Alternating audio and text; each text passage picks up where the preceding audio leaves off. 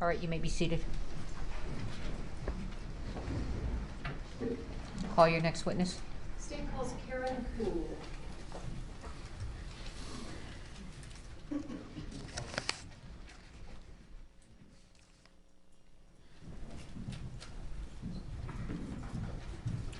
Stand before the judge, raise your right hand. Do you swear affirm under penalty of law that the testimony you'll give in this case will be the truth, the whole truth, and nothing but the truth? I do. All right, have a seat, talk into the microphone. Thank you.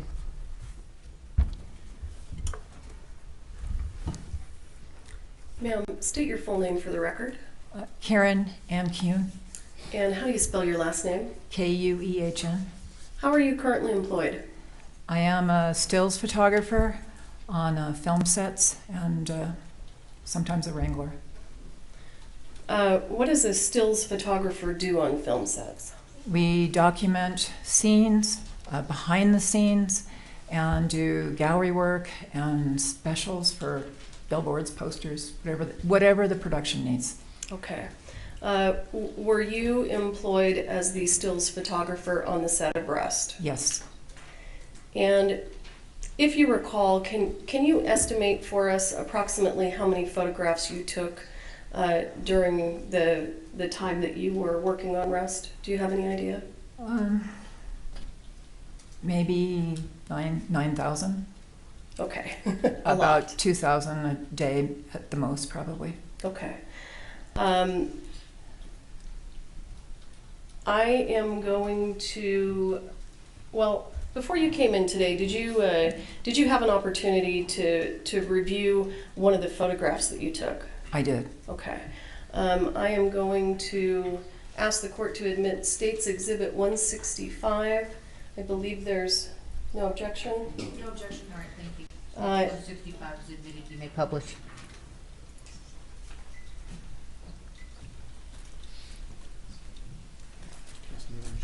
Yes. It's off. Yep.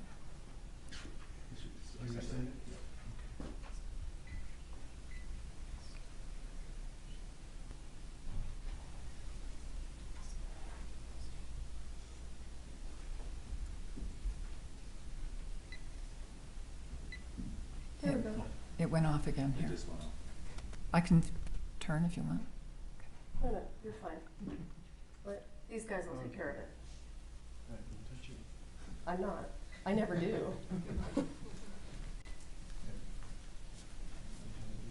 Yes. Ma'am, do you recognize this photo? I do. Can you tell us the date that this photo was taken? I believe it was on the 15th, Of what month? October. And would that have been 2021? Yes. And do you recognize this person here? Yes, that's Hannah. Okay. And who's this person here? Alec. And why were you taking this photo? I just shoot a lot, and I think the behind the scenes is really interesting, what's going on. So they're having a conversation about what's about to happen. And Okay. that's it. Do you know what this is in Ms. Gutierrez's hand? It looks like the gun belt. I'm guessing for Alec, Okay. or a bandolier, one of those. Okay. I see a gun in it. All right. I'm going to zoom in on this photo.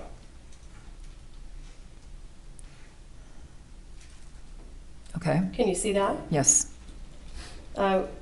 When you look at, well, tell us what's in that gun belt. Ammunition and a gun. And do you notice anything about the center primers of the ammunition that's in that belt?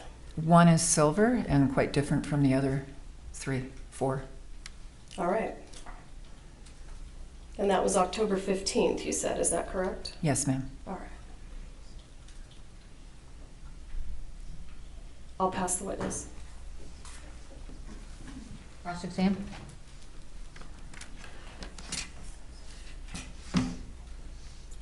Can I leave this here? And you can use it, you can set things on it if you want. Thank you.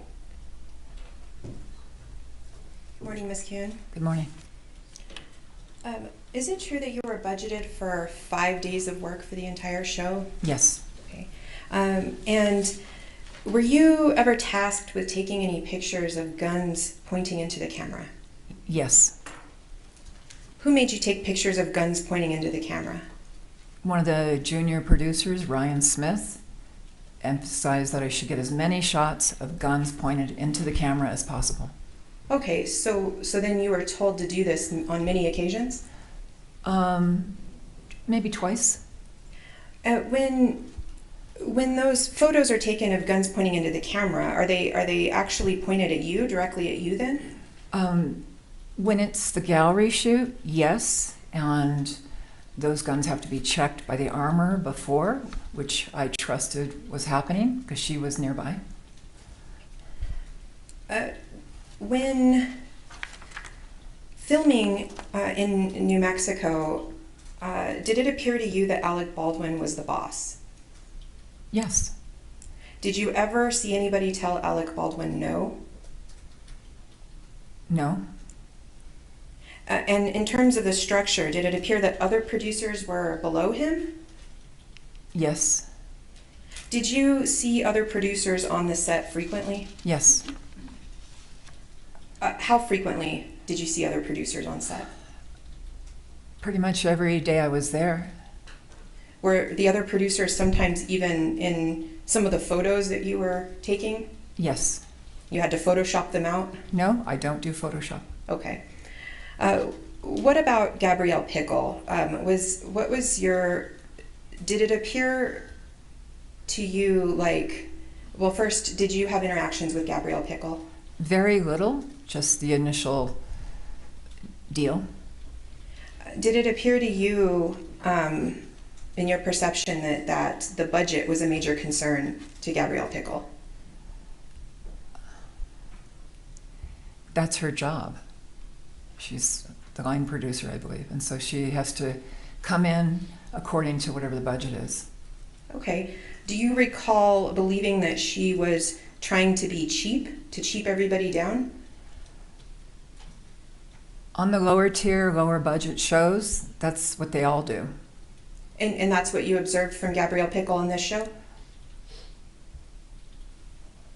I didn't get involved with her about everybody else's deal, just my deal, and I just made a deal with her, and that was it. Okay, but I'm trying to get at your perception of her and whether, in fact, I'm not sure if you're quite answering. Did you believe that she was cheap, cheap, cheap? I don't have an opinion. Do you remember testifying or making statements about your opinion of her previously where you said she was cheap? Well, that was the nature of this show. It was a low budget tier. Okay, and I'm not asking about that. I'm asking about your opinion about Gabrielle Pickle and whether you once believed she was cheap, cheap, cheap. I don't recall if I said that, then I said that. Would it refresh your memory to look at a transcript of your pretrial interview in this case? If I said it, then Okay. I said it. I mean, that was the overall feeling with everybody. Everybody's always trying to get more money. That's just the way it goes. Okay, thank you. Were you actually in the church at the time of the shooting incident in this case? I was. And do you recall ever seeing Hannah Gutierrez in the church at that time? I do not. I saw her outside. Would you agree with me that after lunch, right before the shooting, everybody on set was rushing to get the set all up and going? I would agree with that.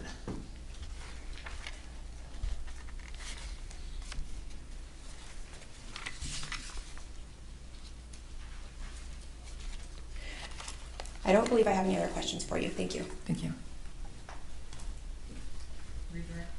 Excuse me.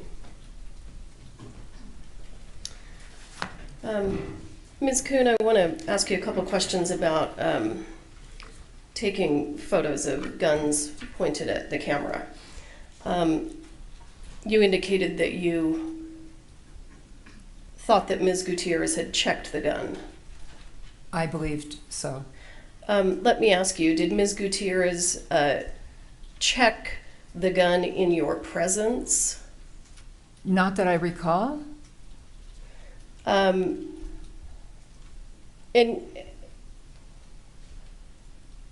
how many movie sets do you think you've worked on that had armorers? Over a dozen. In your experience, does the armorer generally check the gun in the actor's presence or the assistant director's presence? Yes. Did that happen in this case? I didn't see that.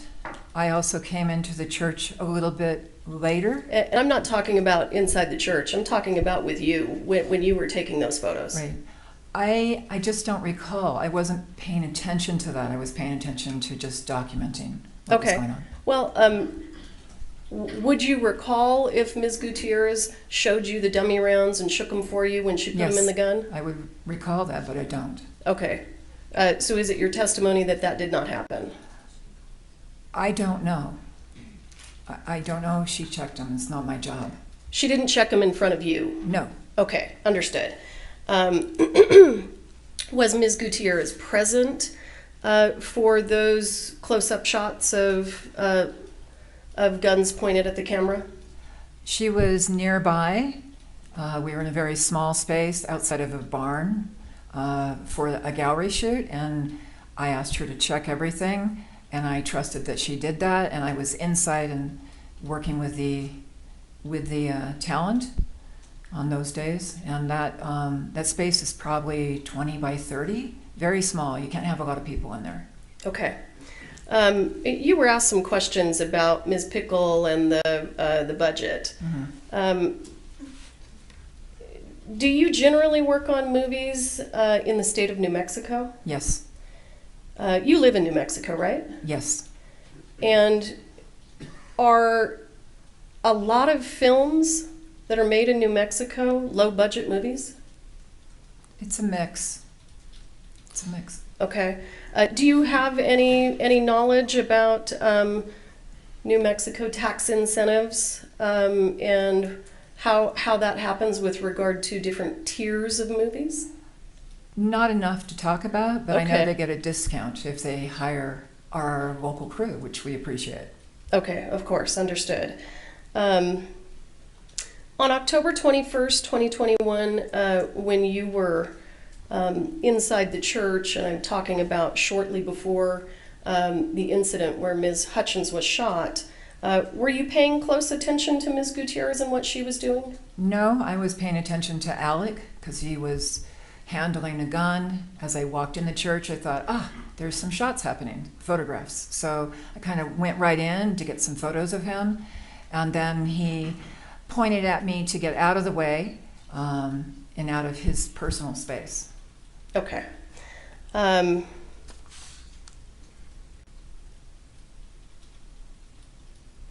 don't have anything else. Thank you.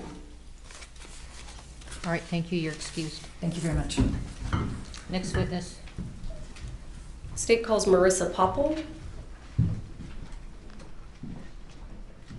Thank you, ma'am.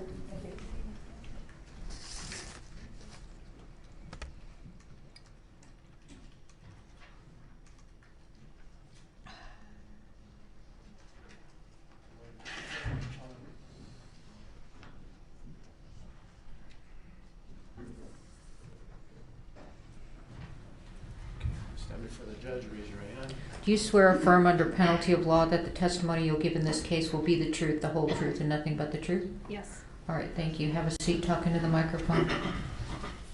Sorry, I didn't realize we were still presenting on the screen. Well, let's leave it on for now that I've figured out what's going on. Ms. Popple, good morning. How are you? Good, thank you. Thank you for returning to answer some additional questions. I would like to show you a series of photographs, and I believe there is no objection to these photos. Are they new exhibits? They are exhibits. All right. And the photos are going to be 166 through 173. All right, there's no objection to their admission. No objection, Your Honor. Okay. You're admitted, you may publish. Okay. Ms. Popple, do you see that photograph there that's on your screen and I'm showing you State's Exhibit 166? Yes, I do. What is that a photo of? This is a photo of dummy rounds that were removed from a box that was located in the prop truck, and then they were laid out on brown paper and rephotographed. And I'm going to show you what's already been admitted as State's Exhibit 48A. Do you recognize that? Yes. What is that and how does it relate to the photo that we just looked at? These are those same rounds while they were still in the foam insert. And are these the rounds that came out of the box that had the blue Sharpie writing on the label? Yes.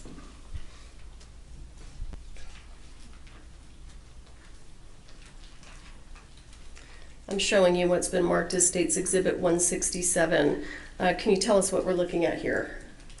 Yes, this is a box of live rounds that were collected from PDQ. And is one of them dissimilar than the others? Yes, in the bottom corner, one of them has a silver primer. I'm talking about this one over here. Yes. Was that the only live round with a silver primer that you found at PDQ? No.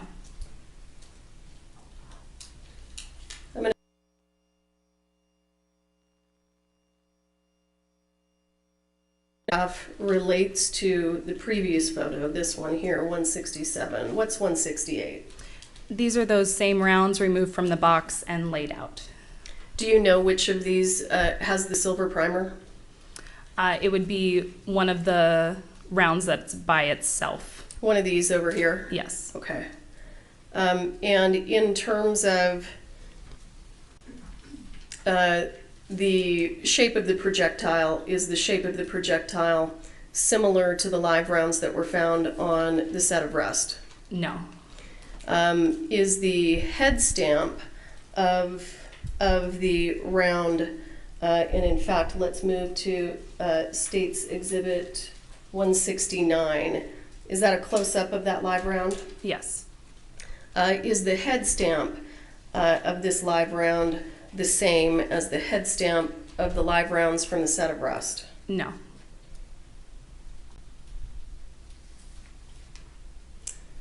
State's Exhibit 170, what are we looking at here?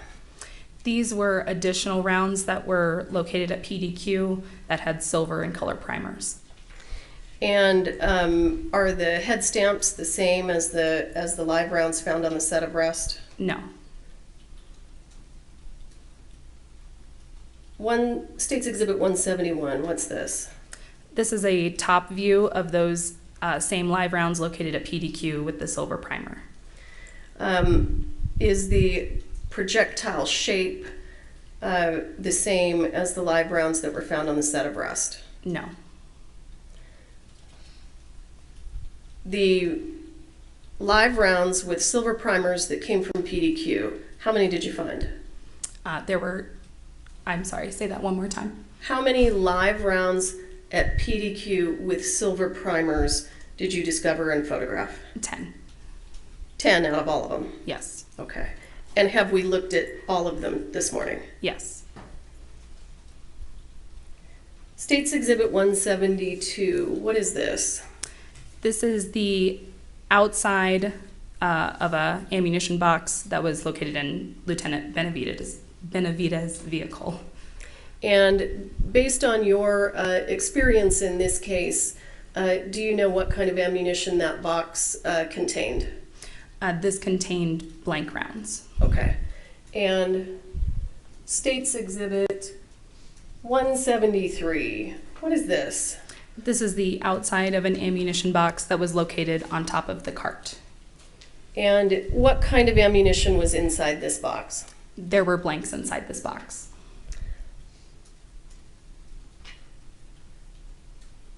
I'm going to show you what is previously entered into evidence as State's Exhibit 4. Do you recognize that? Yes. The box that we just looked at, can you tell us where it is on the cart? Yes, it's off to the side. Is it this one right here? Yes, where your cursor is. Okay, all right, thank you. I'll pass the witness.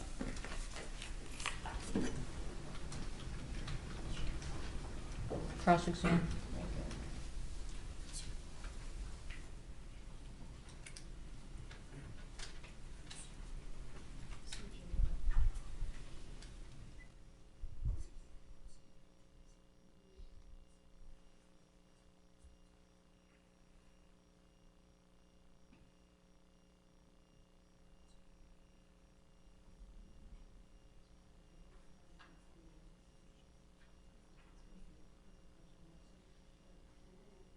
I'm sorry, Your Honor, give us just 1 second.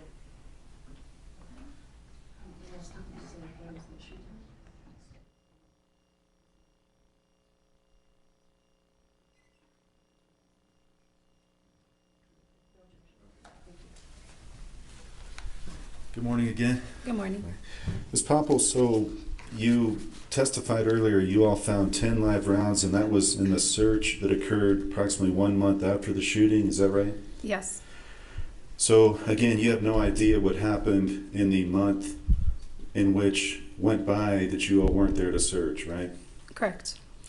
Now, State's Exhibit 4, you testified at the end, you looked at that exhibit and told the jury where that box was on the card. Do you recall that? Yes. Now, it's also been your prior testimony, is it not, that you put that box back on the cart from Benavides' vehicle. Is that right? No. Okay. Was that box there before? Yes. Okay. So that wasn't one of the 2 boxes that were removed from Benavides' vehicle and put back on? Correct. Those were placed in a brown paper bag and secured in the scene. Okay. Your Honor, if I may approach to show some exhibit.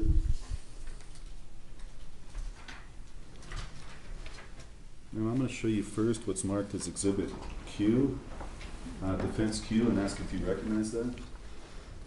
Yes, I recognize it. Did you, oh, sorry, did you take that photograph? Yes, I did. Okay.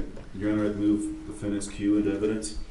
No objection to any of these. All right, defendants, you want to just... Thank you, counsel. So then I will move in, Your Honor, Defendants R through D as well. R through what? D as in David. It goes all the way through R through Z, and then AA, BB, CC, and DD. All right, so Q through Z, and then AA, BB, CC, DD. Yes, Your Honor. All right, they're admitted, you may publish.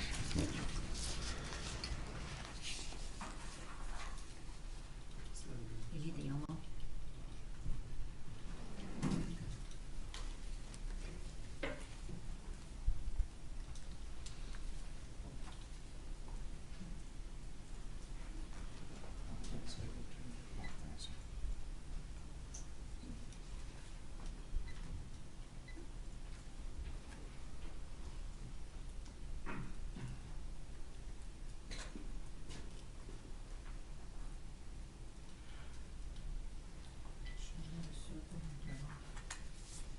Okay, so this is touch review. You can draw.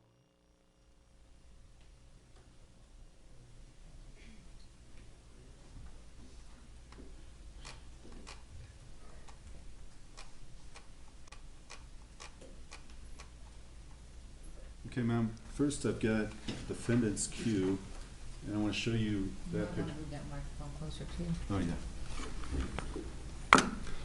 Ms. Popple, Defendant's Q, can you tell the jury what that photograph is? This was a photo of dummy ammunition that was located at PDQ. Now, when you say it was dummy ammunition, did you send these to the FBI lab? No, we did not. And did you actually seize those and take them to the sheriff's office? No. So you took a picture and you concluded they were dummies without getting lab confirmation, is that right? Yes. Okay, I want to show you next Defendant's S. And what is that picture? I believe this was a I'm sorry. I believe this was the box of, you know what, I can't determine it out of context, I apologize. Okay. But this was something you took at PDQ Props? I couldn't determine it out of context, I apologize. Okay. It's okay. I've over 2,000 photographs, and Sure. mostly of ammunition, so. Defendant's T, can you tell the jury what that is? This was the outside of the box where live rounds were located at PDQ.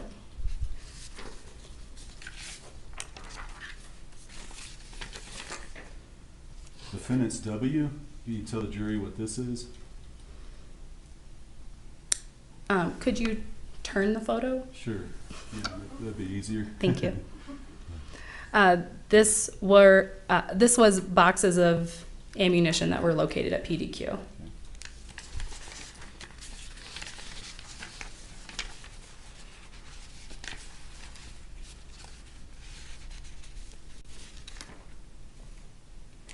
Okay, defendant's DD, can you tell the jury what that photo is?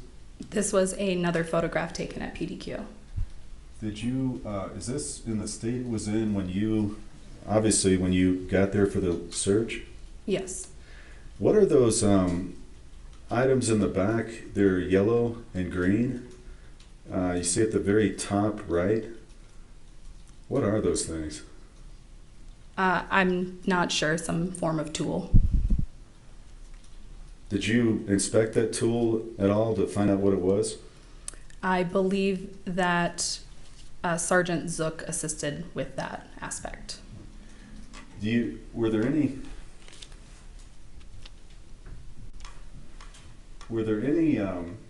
rounds in this picture?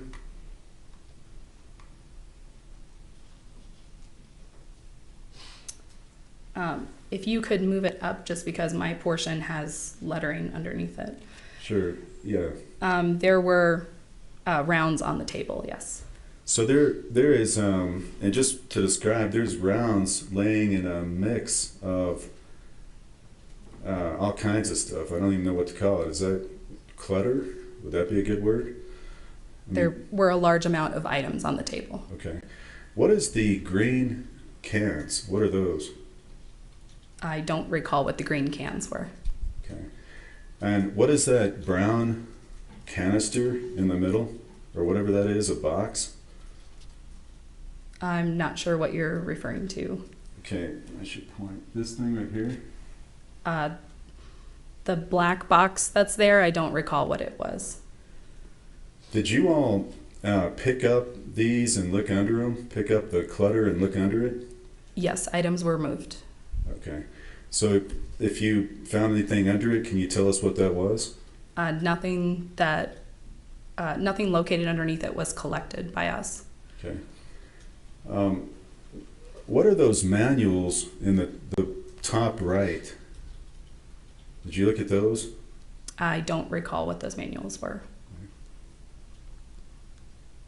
Did you determine whether there was any equipment or other tools within the PDQ props? If there were tools? Equipment, first of all, like machines? I don't recall there being machines. I mean, there were some miscellaneous tools. Okay.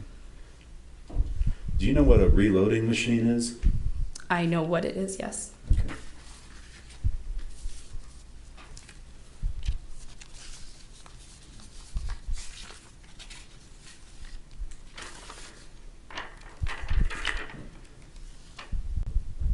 I want to show you defendant's U. Again, I'm going to show you those items I was talking about, the yellow and green, and seeing those closer, does that refresh your memory as to whether you might have seen what those were? It does not. I did not inspect those items personally. Okay. Now, I'm going to show you again defendant's W. Do you remember seeing on any of these boxes that you looked through or inspected the JS initials? Yes, multiple boxes had JS initials. I'm going to show you defendant's V. Ma'am, what is this picture that we're looking at? I don't recall exactly where this picture originated from.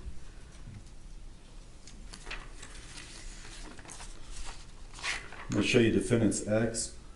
Can you tell the jury what this picture is? These are more ammo boxes that were located at PDQ. Now, did you find any written inventory system in the paperwork that you might have inspected at this search? I did not myself, no. Did you determine whether there was any computerized inventory system that kind of cataloged where things were? That I do not know. I'm going to show you defendant's V. Better turn it right side up. Defendant's V, can you tell the jury what that is?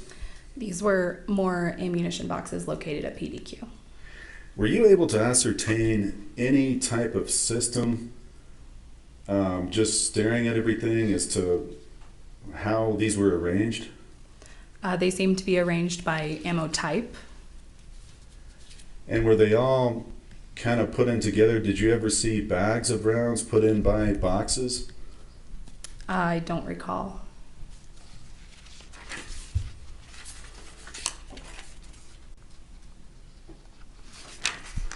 I'm going to show you defendant's AA. Does that appear to be bags of rounds by boxes? Yes. Okay. So again, that was how it was when you took this picture at the search, correct? Yes. Okay. Your Honor, I have, let me see, Judge, just 1 second.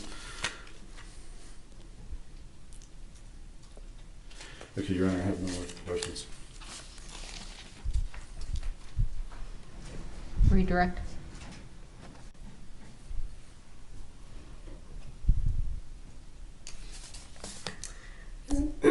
Ms. Popple, when you were at PDQ, you were there pursuant to a search warrant, is that right? Yes.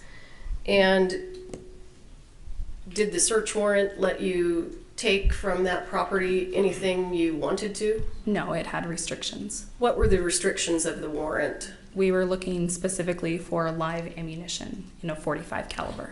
Okay. 45 caliber live ammunition. Yes. Okay. Did you take all of the 45 caliber live ammunition from PDQ into evidence? Yes. Of all of the 45 caliber live ammunition that you took from PDQ, was any of it similar to the live rounds found on the set of breast? No.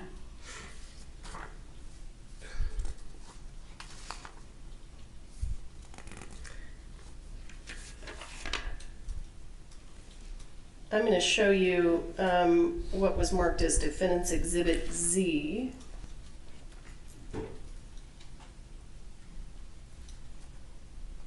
Were all of those boxes taken into evidence? No. Why not? Because they did not contain .45 caliber live rounds.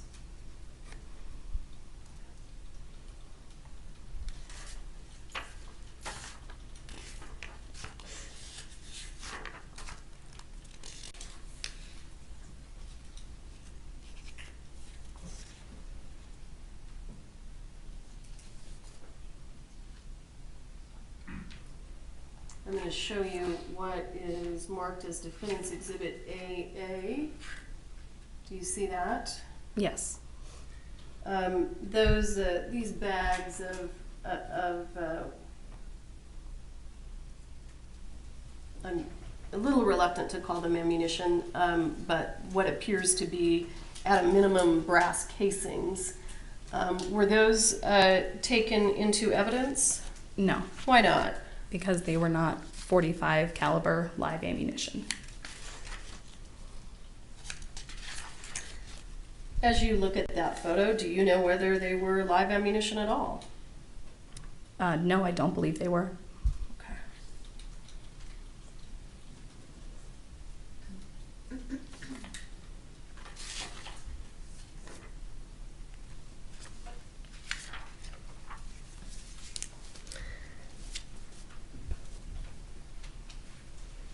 I don't have anything further, thank you. You're excused, thank you.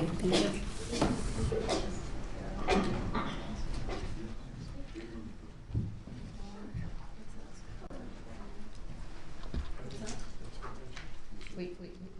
Can I have those? I mean, keep them with Mr. Bowles.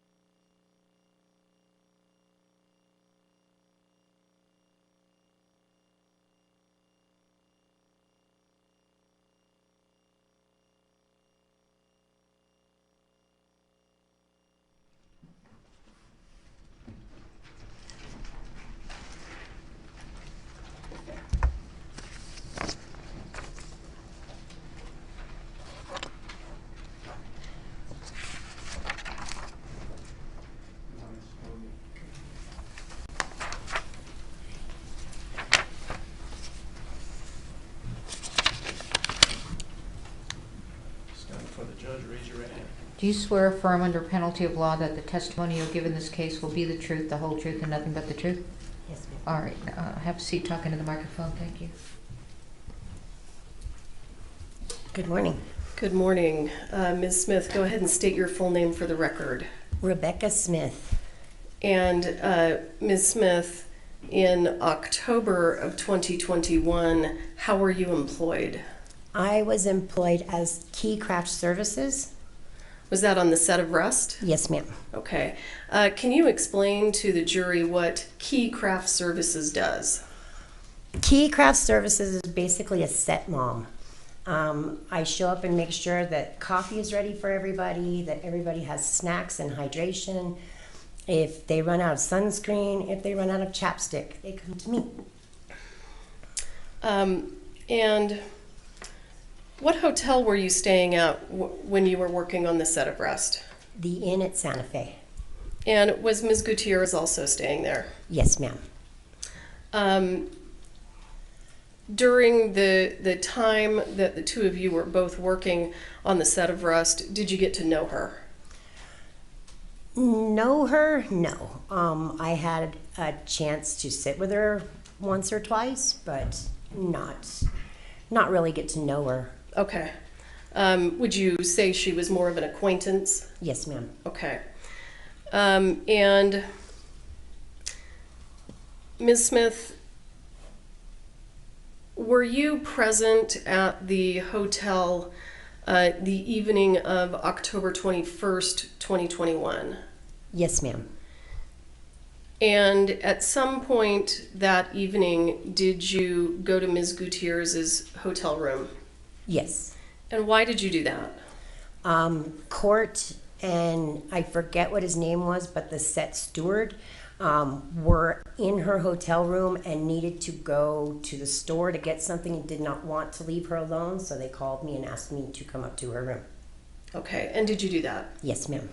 And did you stay with Ms. Gutierrez for a little while? Yes, ma'am. And then at some point, did you leave? Yes. Did anything unusual happen when you left Ms. Gutierrez's room? Yes. She asked me if I could hold on to something for her. I said yes. She put it in my hand, and I walked out as there was a knock on the door. And after you left the room, did you look to see what she had placed in your hand? Yes. And can you describe, without making any assumptions about what it was, can you just describe what you saw in your hand? Yes. It was a clear Ziploc baggie with a green small Ziploc baggie inside, and there was powder inside the green baggie. What color was the powder? White. If I want you to compare this to like a sugar packet that you It would. was definitely not sugar. No. Okay. I'm sorry. Let me It get didn't my look like sugar. Let me get anyway. my question out. Okay. I want to have a discussion about how much was in the green Okay. part, and I want you to compare it to a sugar packet that you would open and put in coffee or tea. Okay. How many of those do you think it was? Maybe 4 or 5. Okay. And Ms. Smith, how old are you? I'm 51. And when you were a younger person, did you have an opportunity to use the drug cocaine? Yes, ma'am. I'm a recovering addict. Are you familiar with what cocaine looks like? Yes, ma'am. Are you familiar with the way that cocaine is packaged? Yes, ma'am. Based on that experience, what did you believe to be in the bag? I believed it to be cocaine. And what did you do with it? I threw it in the hallway trash can before even going downstairs to my hotel room. And why did you throw it in the hallway trash can? Because, like I said, I am a recovering addict. I can't, first and foremost, have it in my possession. And second, I was really very offended, and I didn't want anything to do with the situation anymore. Okay. After October 21st passes, did you receive any text message communications from Ms. Gutierrez? Yes, And- several. And generally speaking, what was the theme of those messages? I want my stuff back. Other than the bag containing the green bag containing the white powder, other than that item, did you have anything else that belonged to Ms. Gutierrez? No, ma'am. Did you bring this information to the attention of law enforcement? No, ma'am. Why not? Like I said, I didn't want to be involved in the situation if I didn't have to be. Okay. And how long after the incident do you think it was before someone reached out to you to talk to you about this? I believe it was about September of 2023 when you contacted me about it. And I personally called you? Yes, ma'am. Texted, I believe it was. Okay. And did you tell me on that day what you have testified to today? Yes, ma'am. I'll pass the witness. Cross-examine.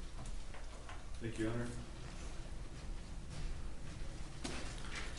Ms. Smith, good morning. Good morning. Now, ma'am, that night when you went to Miss Gutierrez Reed hotel room, you were called over and Miss Gutierrez Reed was distraught, correct? Yes. Now, you were called over and there were, you could see she was visibly distraught, couldn't you? Yes. And didn't you say that you would stay with her that night and make sure she was okay? I said I would stay with her for a little bit, yes, until court and the steward came back. Okay. And at the time you left, had they gotten back? No. So before they got back, despite your word earlier, you left. Yes. Did Miss Gutierrez Reed also go to your room that night? No. Now, your testimony is that the last time you used cocaine was approximately 20 years old. Is that right? Yes, sir. So that would have been, I think, 31 years ago? Yes. And since then, thankfully, you've been clean. Is that right? Yes, sir.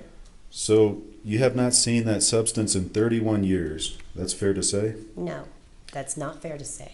Okay. I have seen it, just not used it. Okay.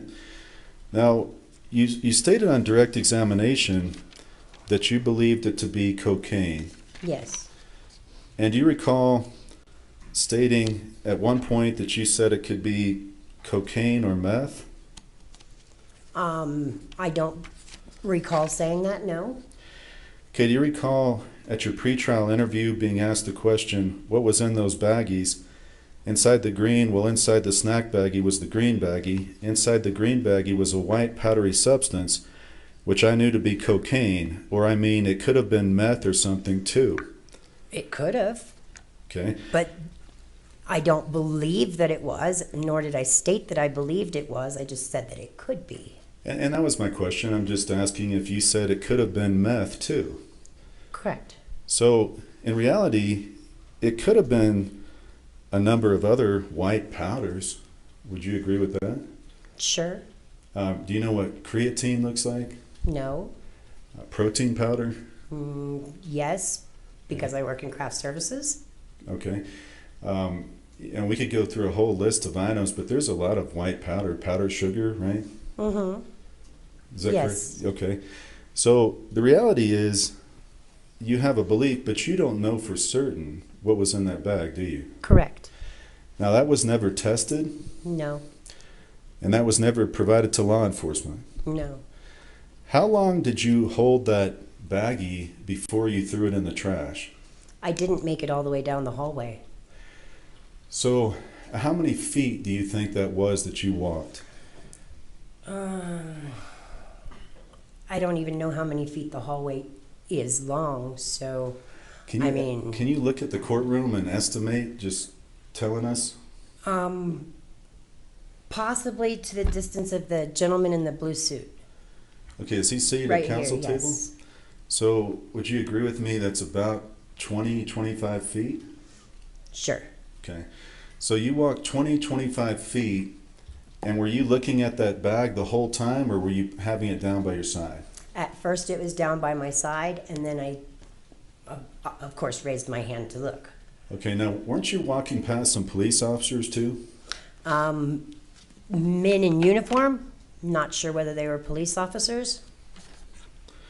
Well, what do the uniforms look like? They could have been armed security. I did not see an actual badge, so I could not say for sure that they were police. They were men in uniform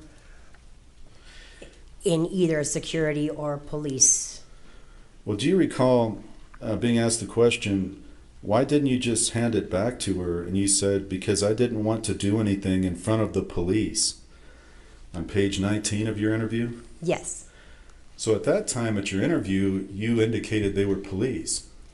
I indicated that I believed that they were police, yes. No, you didn't say believe. You said, because I didn't want to do anything in front of the police. So were they police or not? I don't know.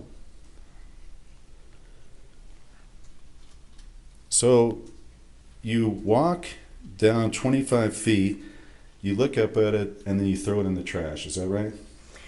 I looked at it and then waited for the trash can, of course. I didn't throw it on the floor or anything, so I did have to wait for the trash can to be there. Sure. So you, in fairness, you probably had 5 seconds to look at this bag. Is that about right? Yes. So you had a 5-second glance through a white baggie and a green baggie, and you then based your conclusion on that. Is that right? Yes, sir. Okay. Now you also said that you thought this was about 4 to 5 sugar packets. Correct. Okay. Well, do you recall previously stating that you didn't know what the weight was? Correct. And do you recall indicating that it could be a couple of pounds? No. Okay. No. Well, do you recall being asked question, so you have no experience with weight, and you testify, well, I don't know what it weighed. I mean, could be an 8-ball, but I don't even know what an 8-ball weighs. So, I mean, that's like asking me how much this weighs. I don't know. It's a couple of pounds. You want to see this?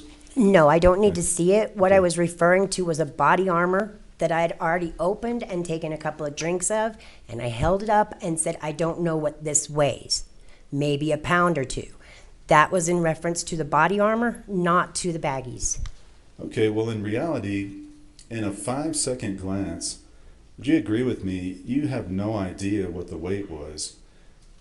Correct. Okay, and you really, other than your guess, you have no idea for certain what was in that bag. Correct.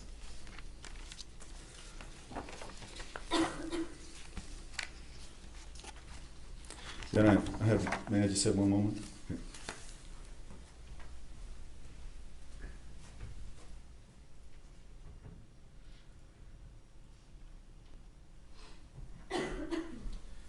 Ma'am, last question. Do you recall in those text messages between you and Miss Gutierrez-Reed, she at one point asked you back for her things? Plural? Yes. Okay. And so things is more than one, right? Yes. Okay. I have nothing further. Redirect.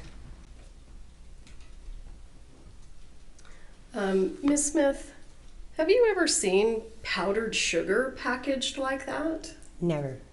Have you ever seen regular sugar packaged like that? Never. Have you seen cocaine packaged like that? Yes. You were asked some questions about your contact with Ms. Gutierrez inside the room. Did you, when you were in there, in Ms. Gutierrez's room visiting with her, did you speak with her? Yes. Did she mention to you that she was extremely worried about Ms. Hutchins and Ms. Hutchins' death? No, ma'am. What specifically did she say to you when you were in her room with regard to any concerns that she had? She was concerned about her career. She was concerned about being prosecuted because somebody got shot. All right. Nothing further. Thank you, ma'am. Thank you. Ask one more question. Can we approach real quick? Yes.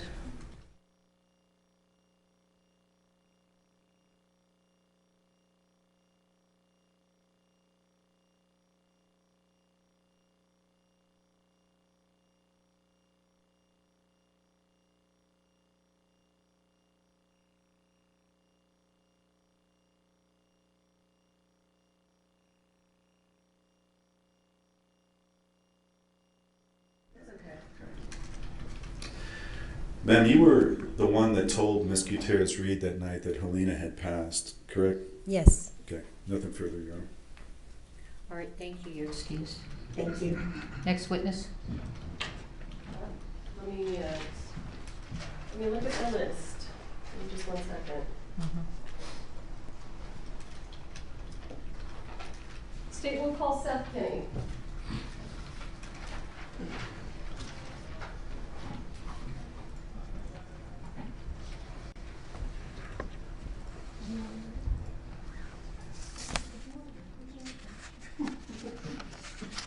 Can we approach Your Honor?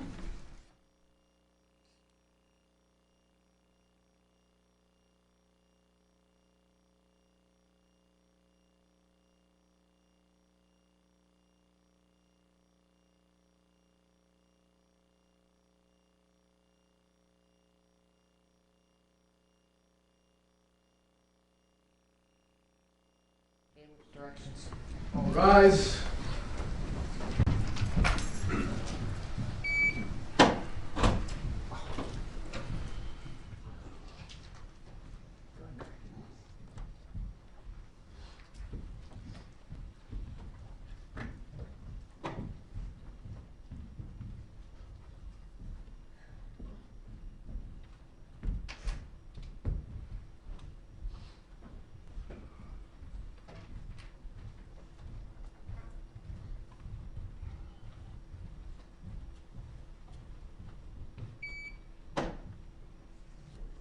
All right, thank you. We're in recess. We'll, once you get back here at 5 of, okay? Thank you.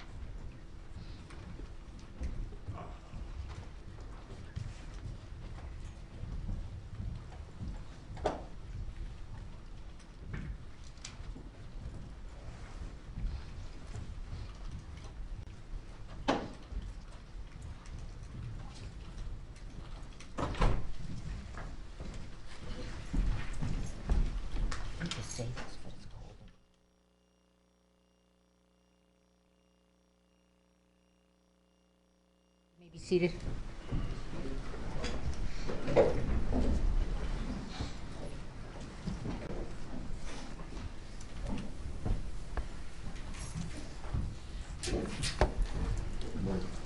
Stand before the judge and raise your right hand. Do you swear or affirm under penalty of law that the testimony you'll give in this case will be the truth, the whole truth, and nothing but the truth? Yes. All right, have a seat, talk into the microphone. Thank you. Good morning, sir. State your full name for the record, please. Good morning, Seth Andrew Kenny. Mr. Kenny,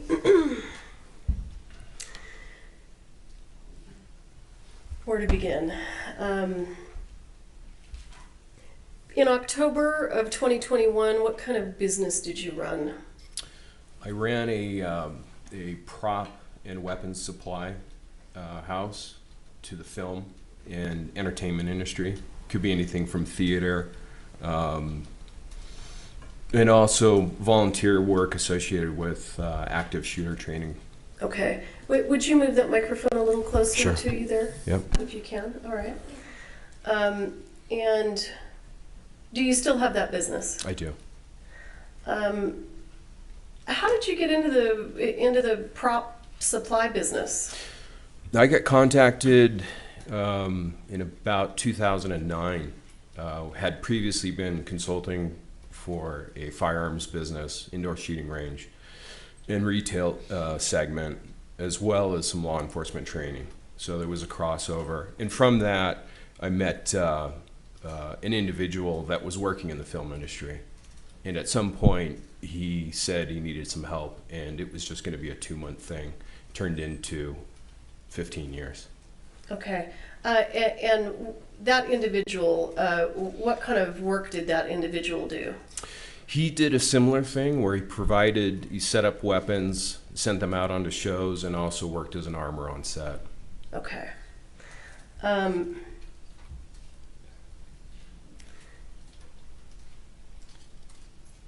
So how long have you owned PDQ props? It's been about 12 years, maybe 13. Okay. And at some point, sir, did you meet a gentleman by the name of Thel Reed? I did, very briefly. I was aware of Thale Reed because we were on opposite ends. He was working set on Django Unchained. And I was behind the scenes working with the prop master, preparing the weapons that were going to be used by cast.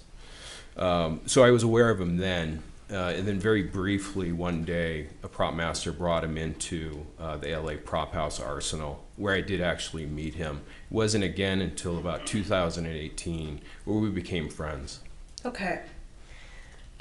So when the two of you became friends, what did Thel do for a living, and how did it relate to what you did? Well, primarily he's, more than anything, he's a gun coach. And he does work set as an armor as well. But something that he's unrivaled in is as being a gun coach. As an armor, he does a fantastic job, or he did back in the day. So he would work set, and on the back end, I would prepare the weapons. For the most part, I work set as little as possible. Okay, when you say work set, what do you mean? Actually, ending up on a call sheet, being hired by a film production. It could be episodics. It could be any TV show that you might see. Walking Dead, for instance, and then, or it could just be a feature film, like Django Unchained. And so when you are hired by production, you end up being an employee or an independent consultant for that production. Okay. So working on set was not your thing? Definitely not my focus. Okay. And what, at some point in time, did you and Mr. Reed work on a film together where Mr. Reed was an armorer or a coach and you were the vendor, the supplier? That was, it was 1883. It wasn't a feature film. It was more of a, one-run episodic. And I had been working with Taylor Sheridan's prop master.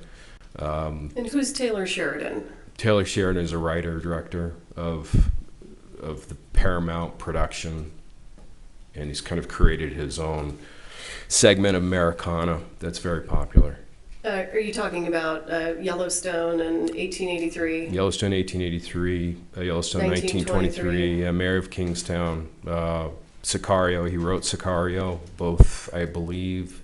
Wind River, amazing movie. Okay. That was actually the first time that I had been a provider consultant for Taylor Sheridan, was on Wind River. Okay. Let's jump back to 1883. Describe for the jury, please, how you and Mr. Reed sort of worked together on that series. Well, I had to push hard to get him onto the crew and hired. And so we talked about it, and I'm fairly tight with a prop master. You know, again, we've been working together since Wind River. And I convinced him to hire Thale and to keep him on longer than most gun coaches or older persons would be allowed on set. You know, frankly, the Texas heat was just too much for him. And just so that everyone knows, approximately how old is Mr. Reed now? Exactly, I don't know, but he's got to be pushing 80. Okay. So in what capacity was Mr. Reed hired on the set of 1883? Was he a coach or an armorer? Primarily, he was the gun coach, and he had difficulty with the Texas heat. So, you know, I was constantly making sure that he was in an air-conditioned environment, and that's not something that a set on Texas allows for. Sure. So describe for the jury the kind of gun coaching that was being done on 1883. Well, it involved initially, it was pretty casual, and we were using replicas, and it happened to be Taylor Sheridan's private arena. When you say replicas, are you talking about real guns or fake guns? These are fake. These are fake guns. Okay. Replicas. Yeah. And so that's where it started. It's kind of a meet and greet and just get some of the basics down. And Thale, you know, he's been doing it for so many decades, 60 plus years as a gun coach and armorer. He knows small bite-sized pieces to the actors is best. Okay. So. Was there coaching sessions that included real firearms? There were. Then at some point, it was decided, and I'm not sure who made that decision, that they actually wanted to set up a private range on a portion of Taylor Sheridan's private ranch with an appropriate backstop and it controls. And that is where the cast, it was a bit of a team building as well, learned about how the functioning of the firearms, you know, and we were mixed between blanks and live. We had live ammunition in one area and then take people off to the side and shoot blanks. And essentially the safe distance on most blanks is about 20 feet. So we would take them away from the firing line and test and train them there. And primarily, they had gotten it by that point. They had really understood for their characters what they needed to be and do on set. So you mentioned that during these coaching sessions, some of the cast was shooting with live ammunition. Is that correct? That's correct. And do you recall what kind of caliber weapons the cast was using to shoot that live ammunition from? It was a mix we had available from memory, 12 gauge birdshot, just the basics of that. I don't think we even touched that ammo. The prop master had some guns that were chambered in .357, I believe, some lever actions, and also in .45 Colt or .45 long Colt. Both are okay. Both All right. terms. Can you explain to the jury Well, let me ask you this. Do you know where the live ammunition came from that was used in those coaching sessions? I do. Well, where did it come from? The 45 long Colt came from Thale. He had a number of reloads that I asked him to bring because at that time it was very difficult to source live ammunition. It was difficult. So he had what turned out to be 325 reloads of 45 long Colt. And when you say reload, what are you talking about? Well, it's once used case. So every case of ammunition starts out as new. And at that point, What do you mean when you say case? the actual brass case. So if we talk about a round of ammunition, there are 4 components to that. There's the yellowish colored brass case, the primer that is pressed into the base of the case. Then we have gunpowder, some type of, could be black powder, synthetic black powder, modern smokeless powder, and then you need a projectile. And so those four components make up a single round of ammunition. Okay, so the live ammunition that was used for the coaching session was provided by Mr. Reed. Correct. And if you know, I don't know if you do you know where he got it? Yes, he said he got it from Joe Swanson. Okay, and who's Joe Swanson? Joe Swanson is probably the primary supplier of blanks and dummy rounds to worldwide. If you happen to see something go bang in a puff of smoke in a movie or an episodic, a television show, worldwide, chances are that Joe Swanson made it. Okay.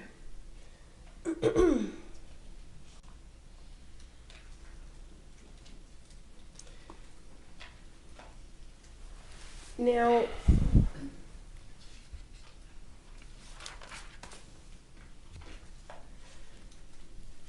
was all of the 45 long Colt live ammunition that was used for the training camp on 1883, was it all used up?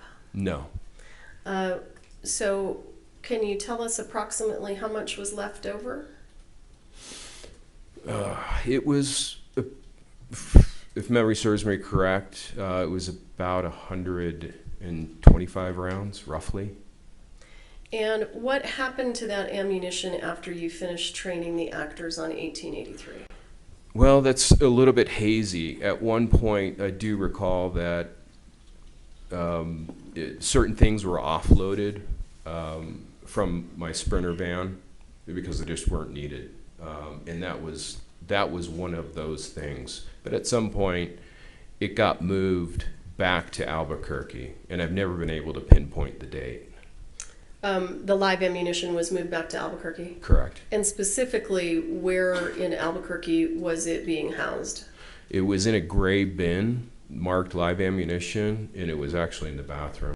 Of where? Of PDQ's location in Albuquerque. Of your business? Correct. Okay.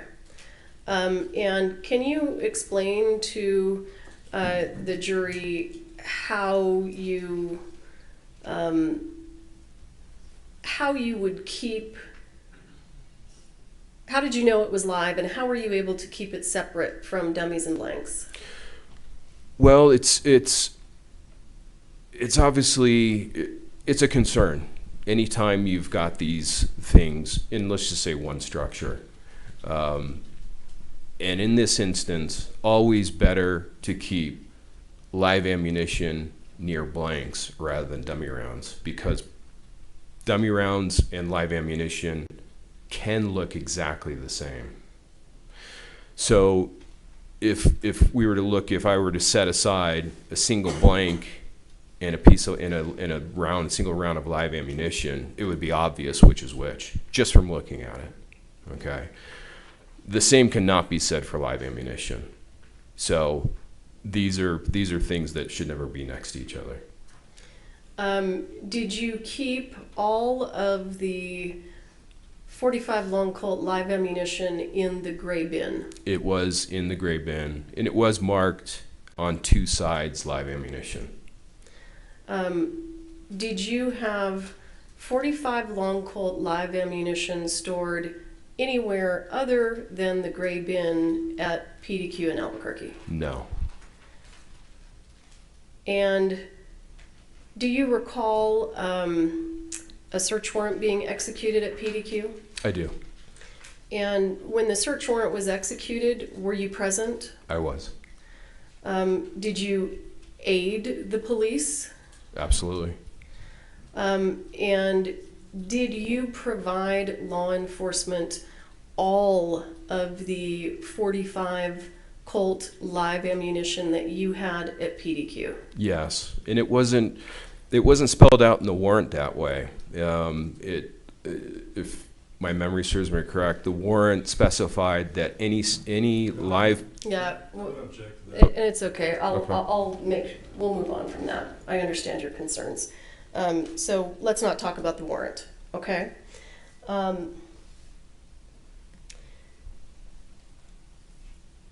Was there another show that you and Mr. Reed both supplied firearms and ammunition to after 1883?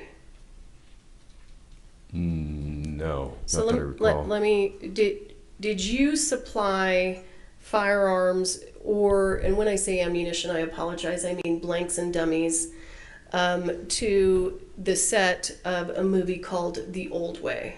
Yes, but that was filming concurrently with 1883.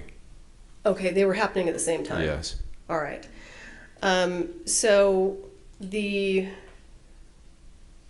what did you Wait, provide? excuse me, wait, actually, sorry. Now that I think about it, actually Hannah was wrapping The Old Way and we were still in pre-production at that point.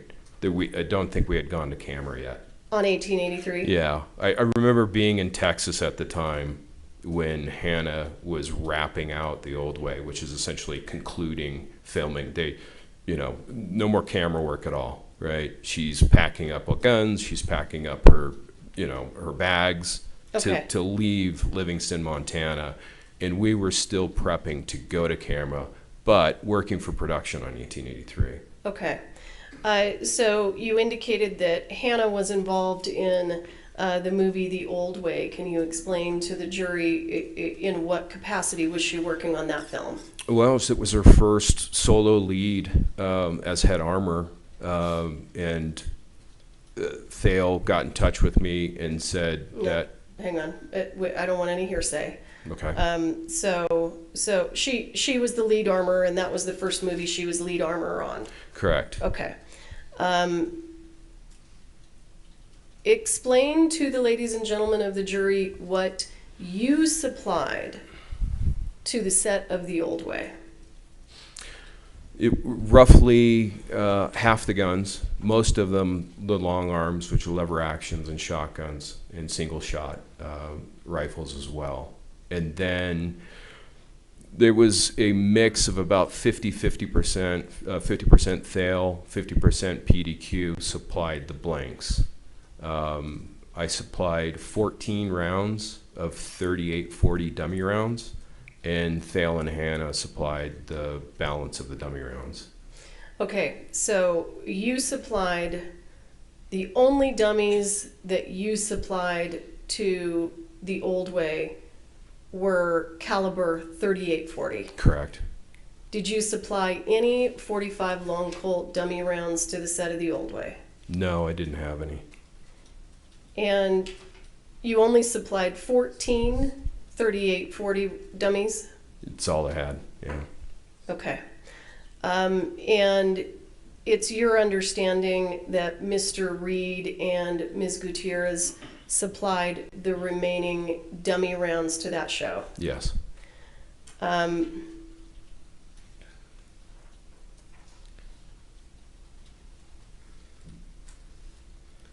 The dummy rounds that Ms. Gutierrez supplied to the set of The Old Way, if you know, do you know where she got them?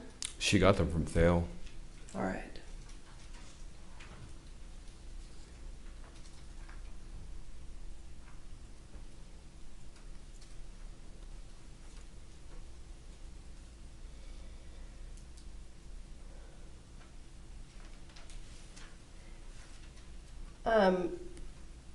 Do you source a lot of your ammunition from Mr. Swanson?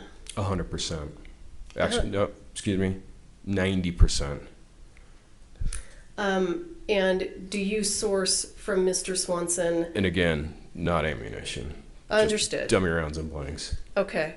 Do you source both dummy rounds and blanks from Mr. Swanson? Dummy rounds 100% from Joe Swanson. Okay. I think we should look at some pictures if we can get set up. Mr. Bowles, will you have a look at something with me? I don't want it to be displayed yet. So here's, just so that you know what I'm going to show him. These are already in evidence. So he and I are going to go through them. Sorry, thank you.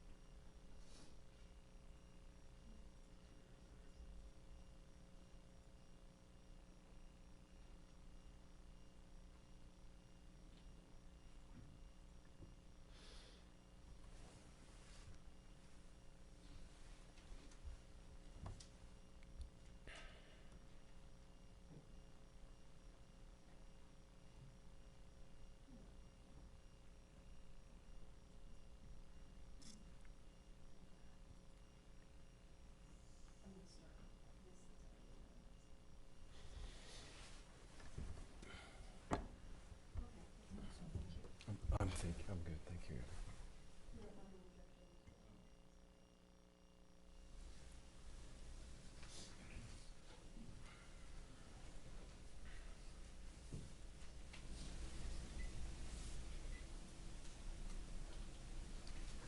Thank you. Mr. Kinney, do you see the photograph on your screen? I do. Thank you.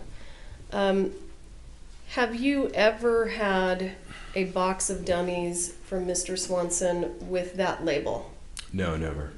And why would you not have a box with this label if you're sourcing your dummy rounds from Mr. Swanson? Well, 1883 was the first period show that that I needed 45 long Colt dummy rounds for. Prior to that, even though we had done a flashback scene with Tim McGraw in Yellowstone, there was no call for dummy rounds, or the prop master sourced them elsewhere. So I just never needed them. And when I did, I needed them by the thousands, not by boxes of 50. And so what happened is Joe Swanson, he asked me, do you want me to package them up? I said, no, there's no point, right? It's more work for everybody. So he sent them to me in bulk. Okay, and so you never had anything like this in your possession? Never.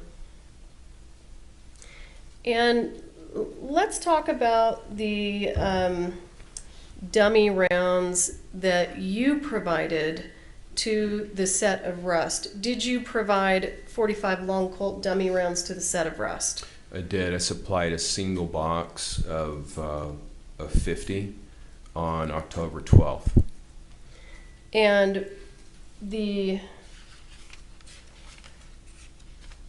where did those dummy rounds come from? They had just come off of the day prior from the prop truck in Texas from 1883. So when you took the dummy rounds that you supplied to the set of Rust from the prop truck on 1883, walk us through what you did with them. Yeah, so the Sarah and Hannah had issues with a couple of guns, and so potentially they needed replacements. There was an issue with the reassembly after cleaning. So I pulled some of PDQ's inventory from the 1883 prop truck to make sure that I had something to replace. Unfortunately, I couldn't find a 45 long Colt chambered gun that matched what they had on Rust, but I did find one chambered in 4440. So I took that gun, a box of 4440 dummy rounds, and also spotted some antiqued 45 long Colt dummy rounds in bulk, and put them literally into a double bag of some type of grocery store bag. And those 3 items went into my Sprinter van, and I drove straight from that set to my PDQ's location in Albuquerque. And when you got to the PDQ location in Albuquerque, what did you do with the 45 long Colt dummy rounds that you brought from 1883? It's kind of an odd thing to say, but because there were probably a considerable amount of money in firearms in the van at the time that were headed back to California, I slept in the van with the guns behind closed gates, but that's just what you have to do. So it wasn't until the morning of the 12th that they were brought into the my place, PDQ's location in Albuquerque. Okay, and what did you do with them when you brought them inside? Well, I got rid of the grocery bags straight away, and I built a small brown cardboard box, and they got poured into there. Sarah Zachary was running late. When she showed up, I was able to reassemble and test the gun. And let me stop you real quick, just so that we're connecting all the dots. Why was Sarah Zachary coming to PDQ on October 12th? Well, she needed to find out whether or not I could quickly reassemble the gun without issue and make sure that it was ready to be used on camera for Rust. And were you able to do that? I was. Okay. But she ended up running probably 3 hours late, and I had nothing else to do. Essentially, I was just waiting to meet with her and drive to California. So while I was sitting there doing nothing, I looked at these overly antiqued rounds that had been dipped in a chemical that patinaed not only the lead bullets, but also the cases very heavily, too heavily, and they didn't look right. They didn't look right for camera. So I just sat there and decided, well, I'll just see what it looks like after I polish them up with some Quado steel wool. And that's what I did. What I realized, though, too, is that some of the chemicals seemed to have leaked into the case, and some of the rattles seemed muddy. And what do you mean when you say some of the rattles seemed muddy? Well, Joe Swanson, for the most part, stopped using BBs inside the dummy rounds because the sound guys could hear them on camera. So if the gun is being manipulated, he could actually hear the dummy rounds rattling around. And there's a number of instances where I can hear dummy rounds in TV and movies where I can spot it, and I'm like, oh, you can hear the dummy rounds rattling. It's kind of interesting. So he switched to using a single piece of number 2 lead shot, which is an adequate rattle, but it's a little bit muffled. And I suspect what had happened is the chemical had caused some kind of gooey layer, to my best guess. And so I noticed that they just didn't sound safe to me. They just didn't sound like I wanted, Hannah and Sarah to have to be dealing with something that seems odd. And so I selected, before I sat there and polished each dummy round, I had to make sure, one, it rattled before I spent a minute polishing around. If we're talking about a box of 50, plus writing a label on both ends, I sat there with this box for an hour. So they got rattled before they got polished, and then re-rattled to make sure they would rattle without issue, and then individually inserted into the box. Okay, hang on just a second.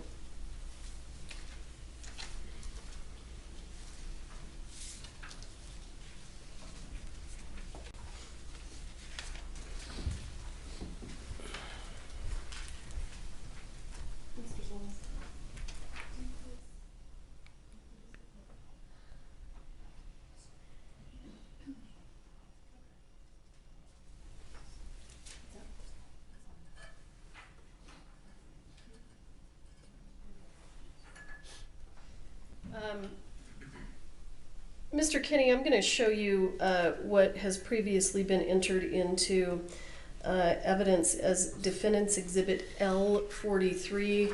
I'm not going to switch over to the Elmo for this because it requires too many steps and it'll take too long. Do you recognize that? I do. What is this a photo of? It's a photo of the brown cardboard box that I had just taped up to purposely hold those aged dummy rounds, and you can see in the picture what they look like before being polished with Quado steel wool. Okay.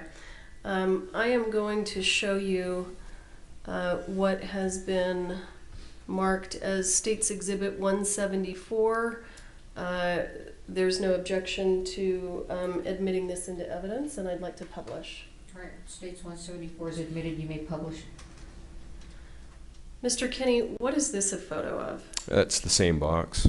Just it's missing the. I think I saw some spent blank cases in the box as well as the Quado steel wool. Okay. So when did you take this photograph? I don't recall.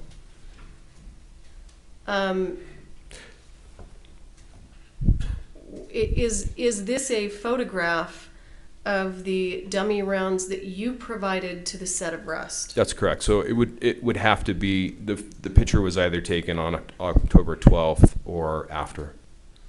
Okay. Because that box and those dummy rounds didn't exist until that morning of October 12th. Okay. And after, I think you indicated that you rattled them, polished them, and rattled them again. Is that right? Correct.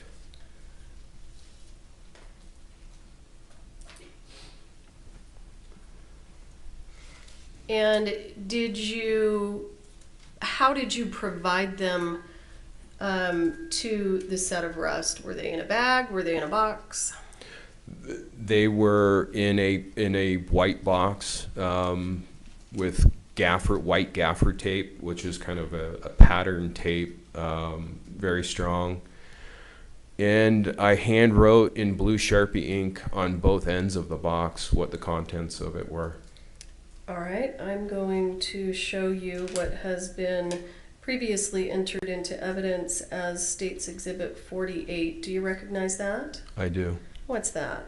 That is the box of dummy rounds that I supplied to Sarah Zachary on October 12th.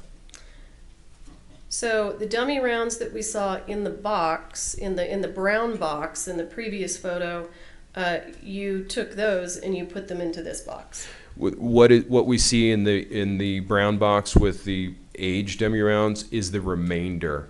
Because again, I didn't just take 50 rounds. I took, I would estimate, up to nearly 100 in total. So we've got, this is a box that contained 50 dummy rounds, aged and polished, and the remainder was left in that brown cardboard box. When you're talking about the remainder, are you talking about what's shown in Defendant's Exhibit L43? Yes. And the other photo of the brown box without the steel wool, are those the ones that actually ended up in the box and went to Rust? No, those are still the remainder. Okay. I'm going to show you what has been entered into evidence as State's Exhibit 48A. Do you recognize that? I do. What's that? It appears to be that same, the foam insert and dummy rounds, the polished antique dummy rounds that I gave to Sarah Zachary on October 12th. Although Yeah. one of them appears like it doesn't belong. You talking about this one? I believe it to be that round. It doesn't look like it's had any aging, and I think I've seen it in other evidence photos where they're laid on their side and it stands out. So, and hang on just a second. Let's do this. Let me show you. what has been previously entered into evidence as States Exhibit 166. What's the round you're talking about?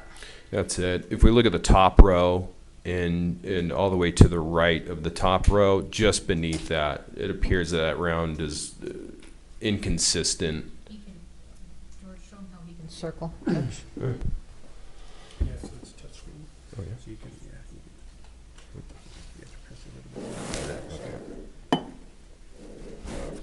I don't have the touch. Yeah. Press a little bit harder. And then hit clear again. So that round that I've circled in red does not appear like the others, and I have a tough time thinking that I would provided that round. Okay.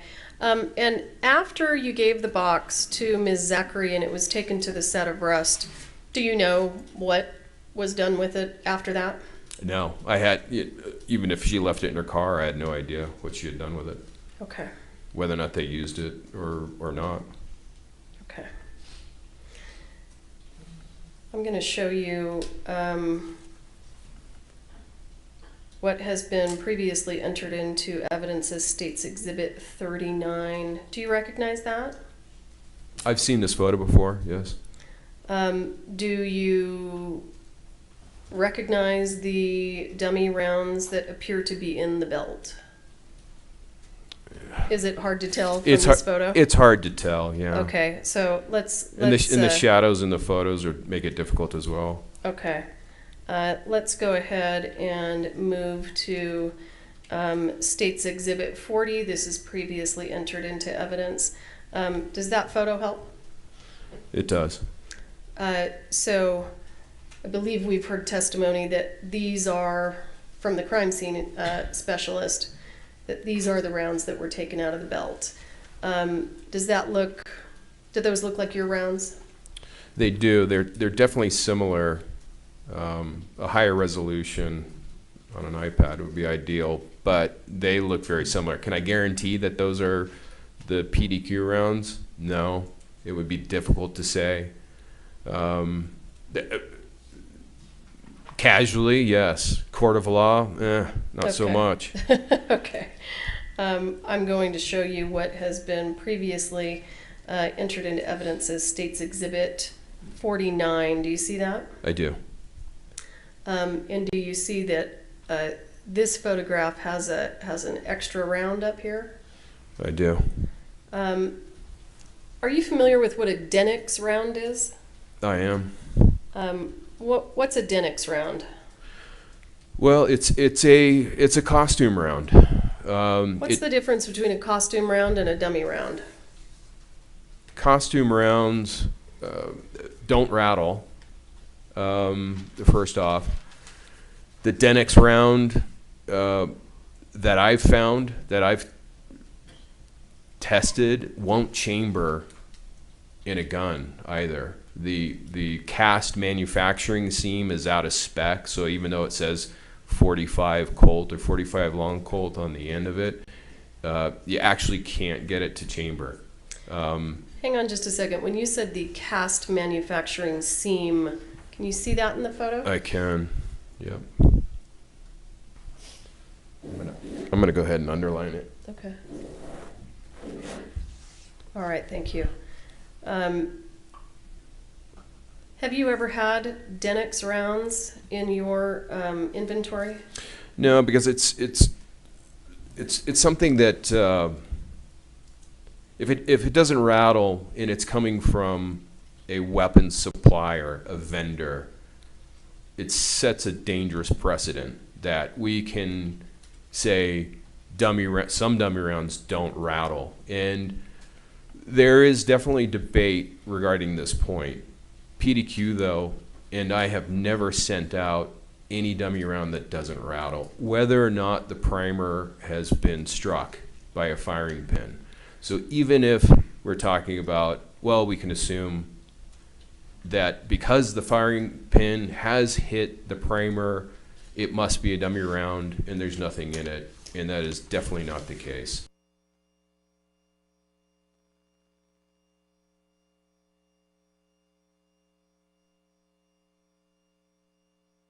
primers will not go off with just one hit of a firing pin. And so we don't know that that's a purpose-built dummy round. Unless it rattles, it's not to be trusted. Okay. And did you provide a Denix round to the set of rest? No.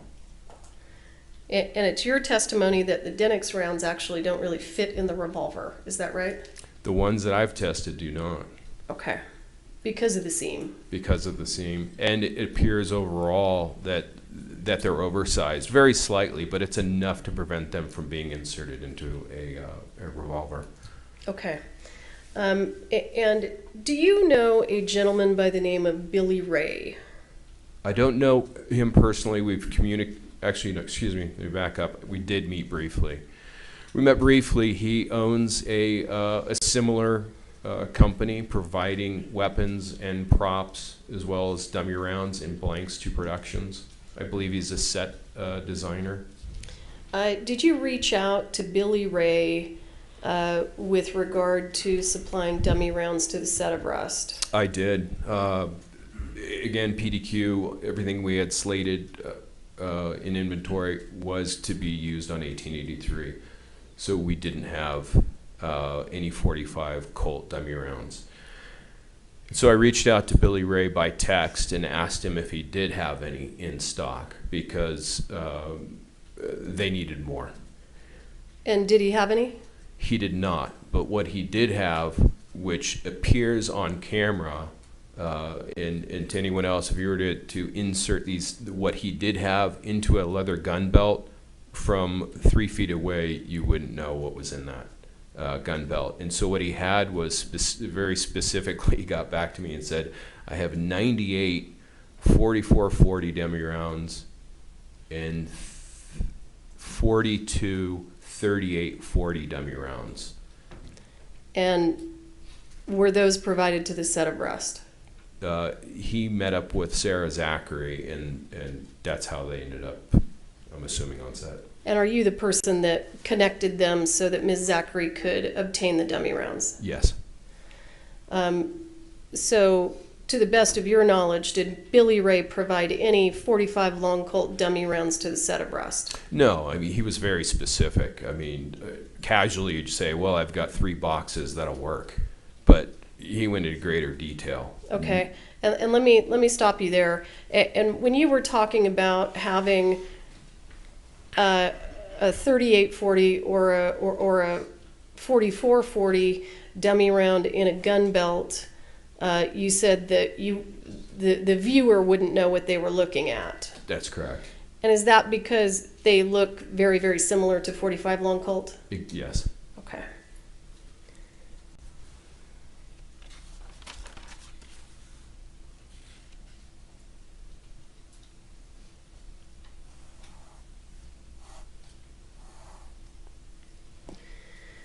So, in terms of dummy rounds, we understand that you provided some, and we've looked at those photos. You've testified that Billy Ray provided some, and you've explained that to us. Was there anyone else who provided 45 long Colt dummy rounds to the set of Rust? Yes. Who's that? That was Hannah. And if you know, where did Ms. Gutierrez say that she got the dummy rounds from that she took on to the set of Rust? It was the same supply that she had gotten from Thale that she used on the old way. And how do you know that? It was just conversation and text message. She told you? Yes. Okay. I'm going to show you what has been marked as State's Exhibit 175. It's my understanding that there is no objection to this, and I would ask permission to publish. No objection. States 175 is admitted, you may publish.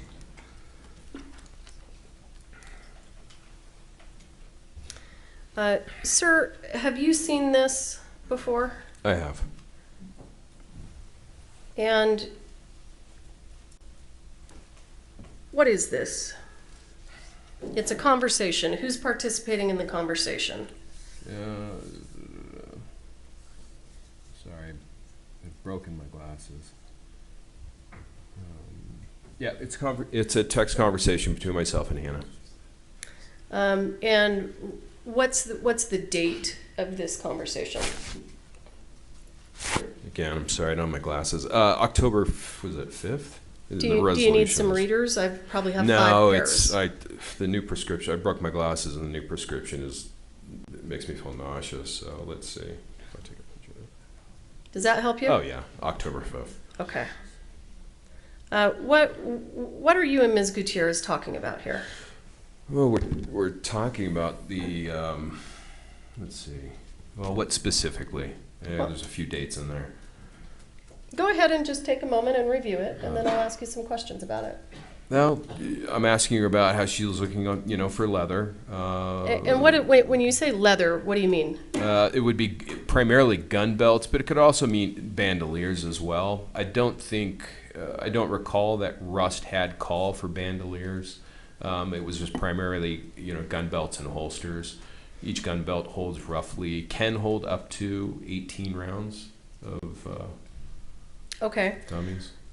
So to kind of move through this in this text conversation, does Ms. Gutierrez indicate to you that she can't find any of the dummies? Yeah, and she mentions, some of them are still in the belt and in the belts. So hang on. Yep. When she says she can't find any of the dummies, what is your response? Sorry about this. What happened to the dummy? Yeah, what happened to the dummy rounds from TOW, which is an abbreviation of the old way. Okay, and what's her response? Some of them are still in the belts. Yeah. And then, what do you explain to her? Something about dummy rounds don't get returned. What are you telling her? And let me know if you need me to. Do you need me to make it bigger? I mean, I might as well just pull it up on my phone. Yeah, so I was just explaining, to her that she needs to, let me know, or as a normal course of business moving forward, now that she's no longer underneath her dad's wing, that if something gets lost or damaged on set, the production needs to pay for it. You said that's an L&D. What does L&D mean? Lost or damaged.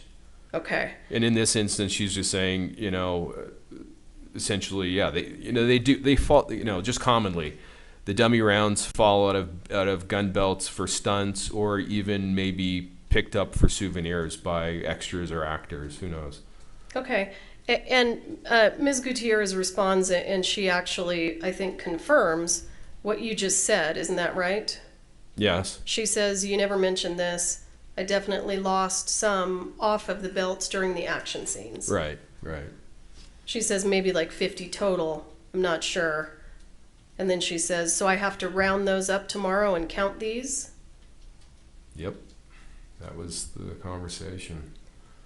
And then does she say to you, you both just send me out to do these things and don't teach me right. Shame on both of you. Yes. Okay. And you respond, you're a naughty child. I'll let Papa handle this one. Right. Were you joking? Partially. And what was her response?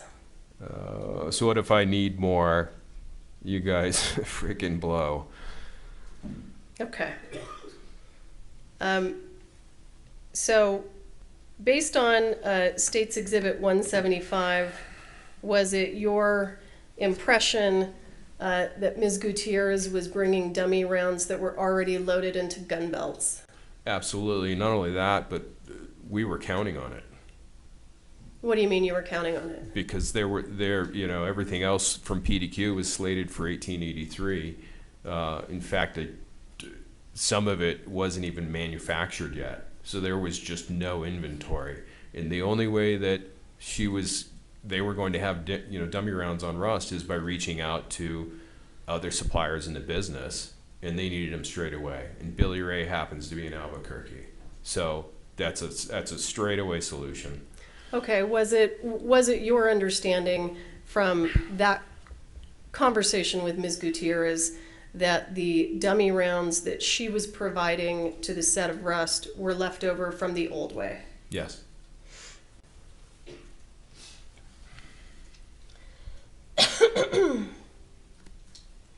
I'm going to take you to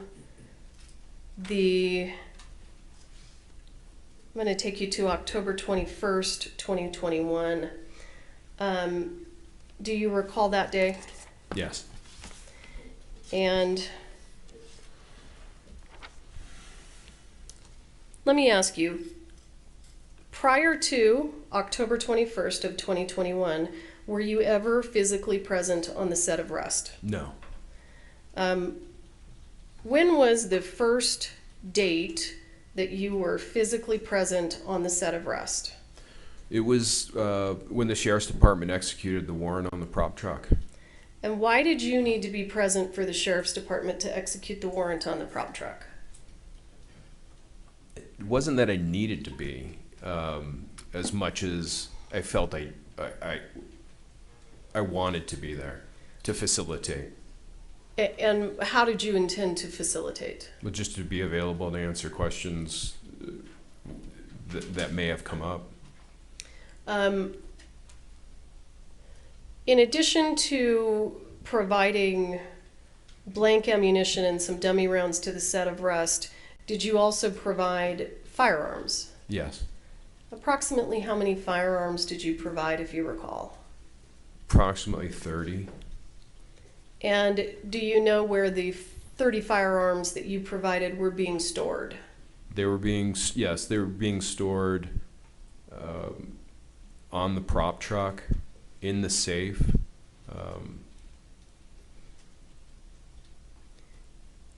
Okay. Yeah.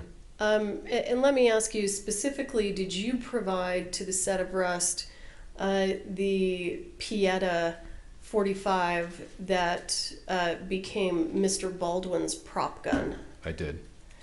And where did you get that gun from? Those guns came from Pieta's. Pieta's an Italian manufacturer, and they supplied.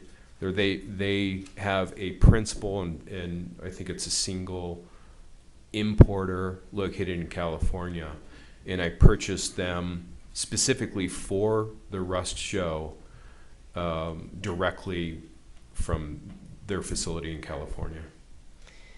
And do you know when you purchased that gun, was it new or was it used?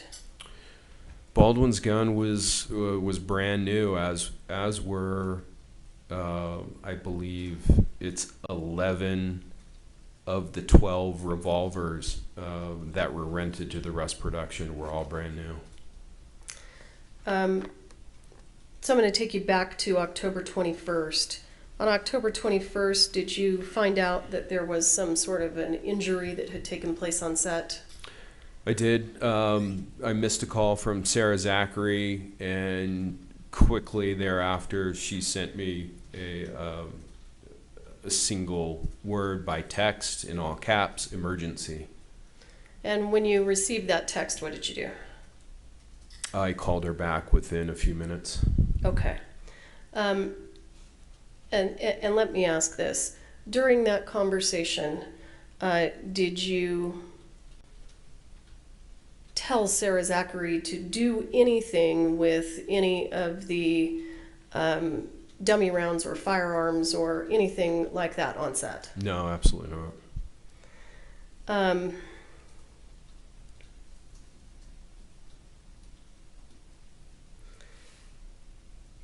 After your conversation with Ms. Zachary, did you call Mr. Reed? I did. I tried several times to get a hold of him. And by phone. Were you ultimately able to get a hold of him? I was. He returned, and I recall texting him as well, and he did finally return my call. Okay, and I'm not going to ask you what he said during that call.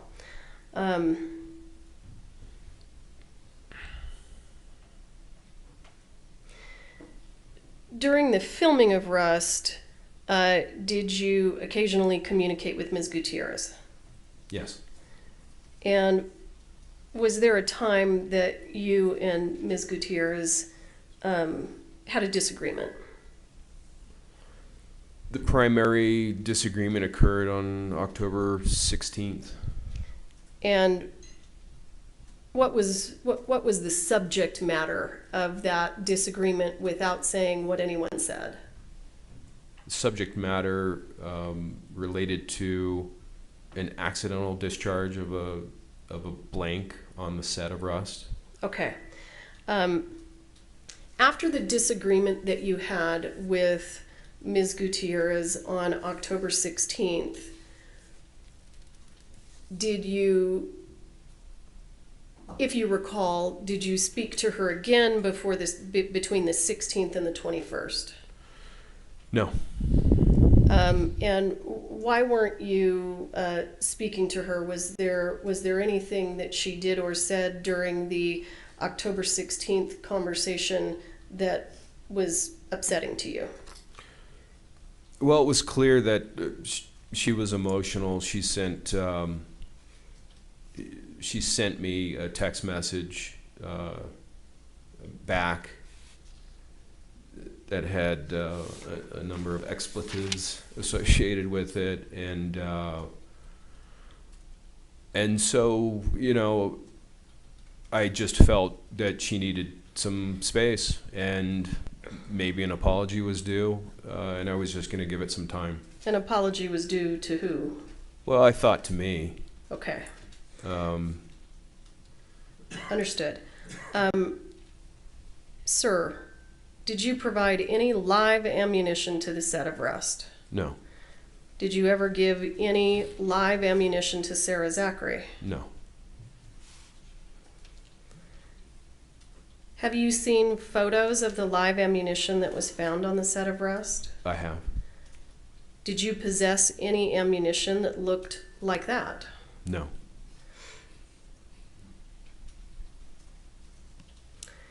At some point in time after the incident on the 21st, did you become aware that you were perhaps being blamed?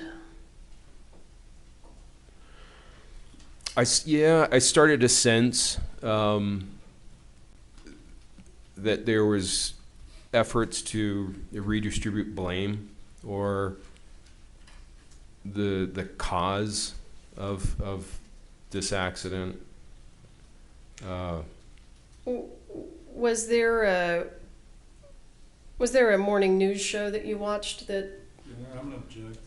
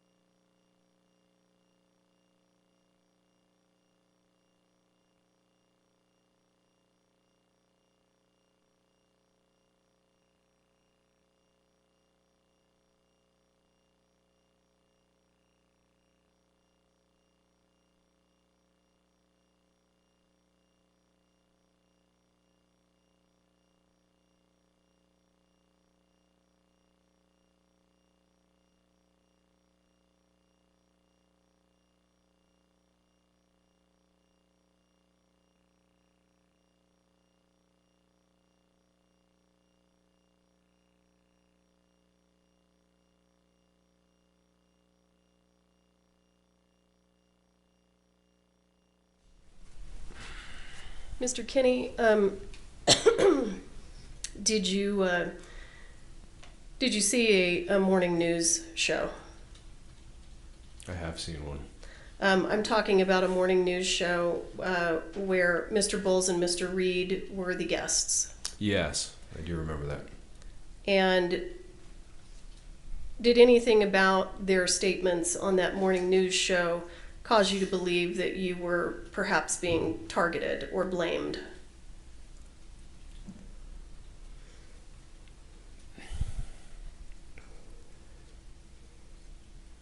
That's difficult to answer. It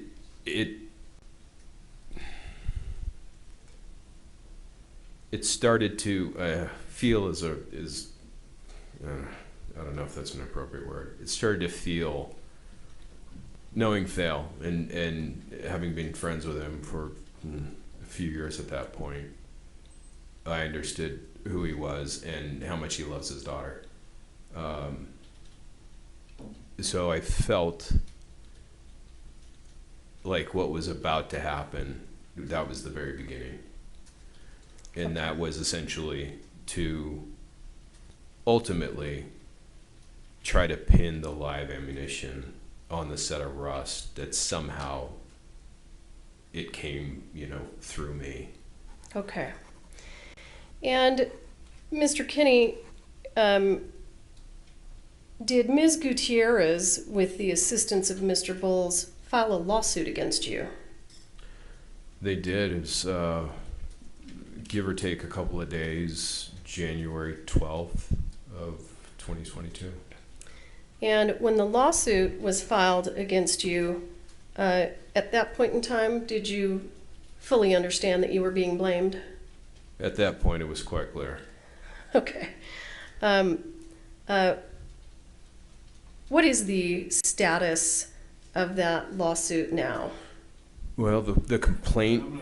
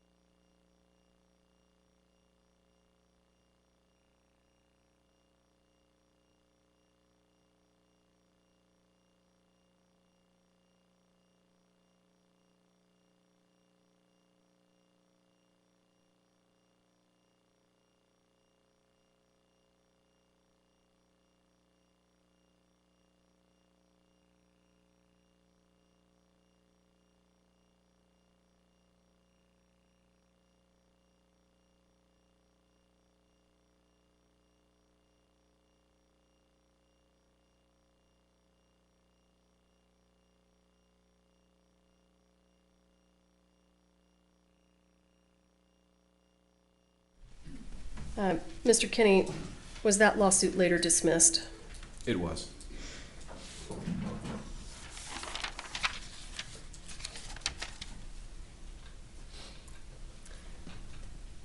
I'll pass the witness.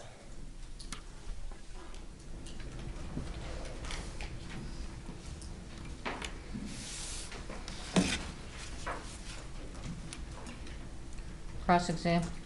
Thank you, Your Honor. Good morning, Mr. Kenny. Good morning. We've met over Zoom, but we've never officially met in person until this morning. Is that correct, sir? Did it? Okay. Mr. Kenny, I want to walk you through, to start with, the 1883 set. And I think initially, Thel Reed had brought live rounds in a green ammo can. Is that correct? That's correct. They were, and specifically they were reloads, yes. And these were reloads, and some percentage of them were Starline brass reloads. Is that correct? Yes, I think I would just guess a good percentage, roughly 50% of the cases were Starline. Now, I think you described previously that there were three types of bullet characteristics within those reloads. Is that correct, sir? That is. And will you tell the jury what three types of reloads there were? So again, if we consider that a round of ammunition has four components, and commonly people say bullets, in what they were referring to is a total cartridge, right? But the bullet is actually the projectile, that single component, which essentially is flying towards whatever target. And Thale had brought 45 Colt reloads that were made up roughly of almost equal thirds, you know, and it was a third what are called semi-wad cutters. The tip of that projectile is shaped exactly like a crayon. It has the exact shape of a newly unused crayon. Then there was another bullet profile, a truncated cone, which kind of has the spaceship look to it.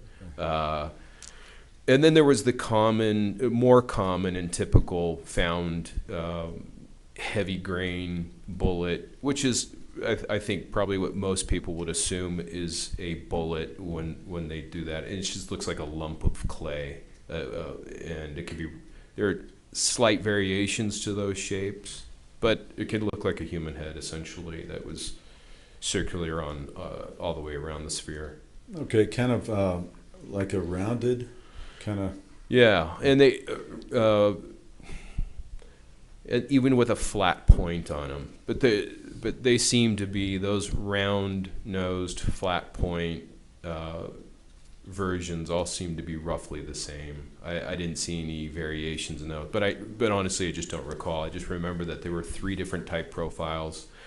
And the issue that we ran into was that they were shooting both lever action rifles and revolvers at the shooting range, and specifically, I grouped each different bullet profile into separate boxes, and told the guys that were manning the prop master in a live fire armor that they had brought on.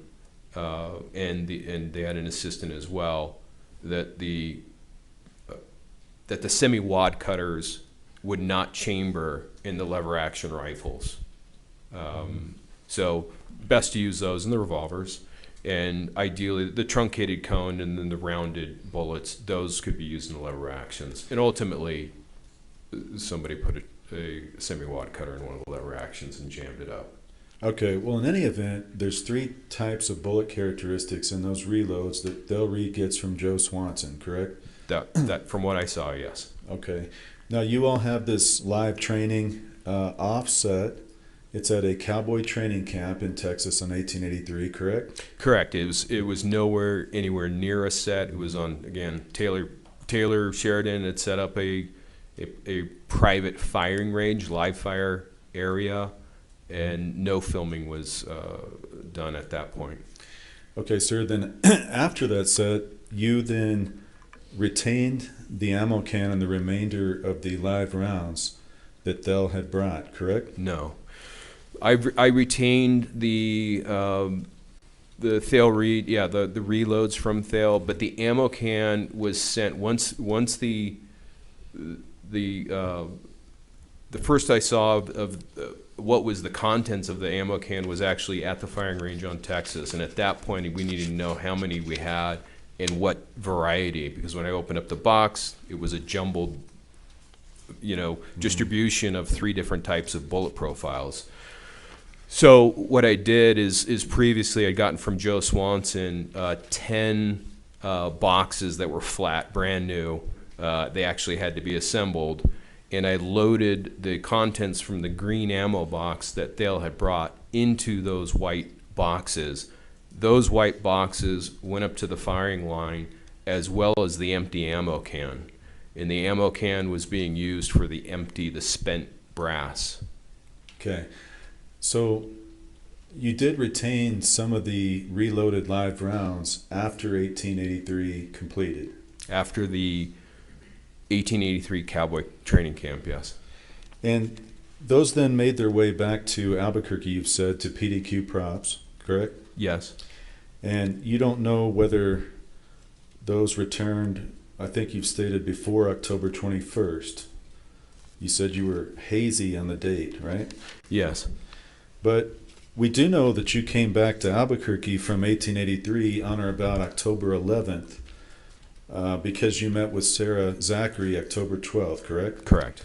So when you came back, you brought dummy rounds from the set of 1883 to give to Sarah, correct? Correct. And those were 45 long Colt dummy rounds. Correct. Okay. Now, you had a whole group of dummies on 1883. How many do you think there were? 5,000. Okay. So out of those 5,000, you brought some back from Miss Zachary. And at some point, you can't tell the jury when, those live rounds came back to your place. I've never been able to identify the exact date. Well, you also said on direct they were delivered back. Let me get you the words you used. They were offloaded from your Sprinter van and got moved back to Albuquerque in the bathroom. Is that right? That's correct. Now, when you said got moved, isn't that you who moved them back? Yes. Okay. So, in reality, you drove them back from 1883, and you can't remember that date at all. No. I ballpark it, but it's not accurate. I have an idea of within months or two, or even I can't tell you, because I made at least 2 trips back and forth from Texas to Albuquerque, California, back again. I've just not been able to narrow it down. Did you ever go back and when you were sitting down with Hancock on one of these times and sit down with the calendar and try to look at your trip receipts, look at any kind of credit card, try to figure that out? Yes, repeatedly. I've probably tried 3 to 5 times to see if I can come up with a picture of either the space in PDQ space in Albuquerque, something that would indicate when I had brought those back. I've just been unable to. Okay. Now, you said that you brought these back, stored them in the bathroom, and you indicated that could be a concerning situation if live rounds are stored in the same place as dummies. Is that fair? Yeah, that's fair. Okay. And the reason why you said that on direct is that dummies are made to look identical in a lot of respects to live rounds. Yes. Okay. Now, you also had within your place blanks, correct, sir? Correct. Okay. Why would you store live ammo at PDQ at all? Well, I've got, self-defense ammunition.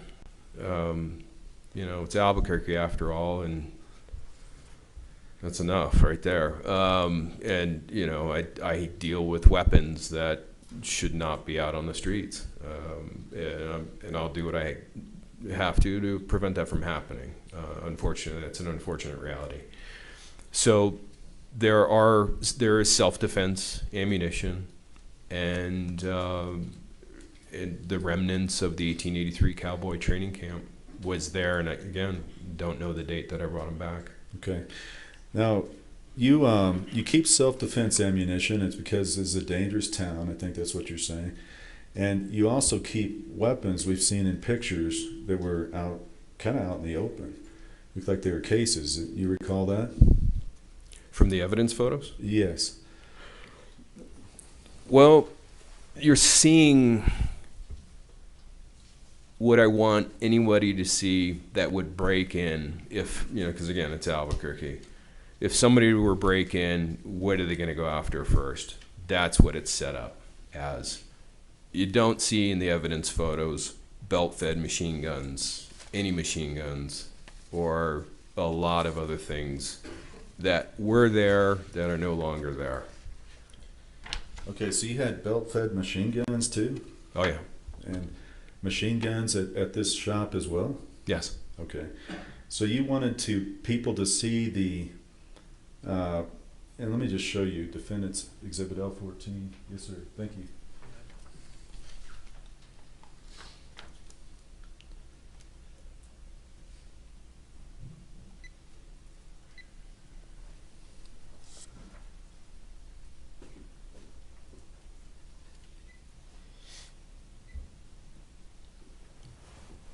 Thank you. Mr. Kenny, I'm going to show you Defendant's L14. And if you could describe, is this a picture inside PDQ props? It is. Okay, sir, can you tell the jury these items, what type of firearms those are? Well, they look to be long arms, obviously because of the length, but what's inside those gun socks is a mystery. It could be anything from replicas, non-functioning shotguns, could be anything. So these were there on October 21st. Are you telling the jury you don't know what was inside those socks? Definitely not. I have hundreds of guns. Okay, are these hundreds of guns inside PDQ props?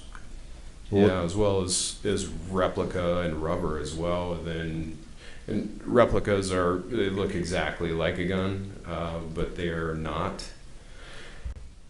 And if that's not how do we know that's October 21st?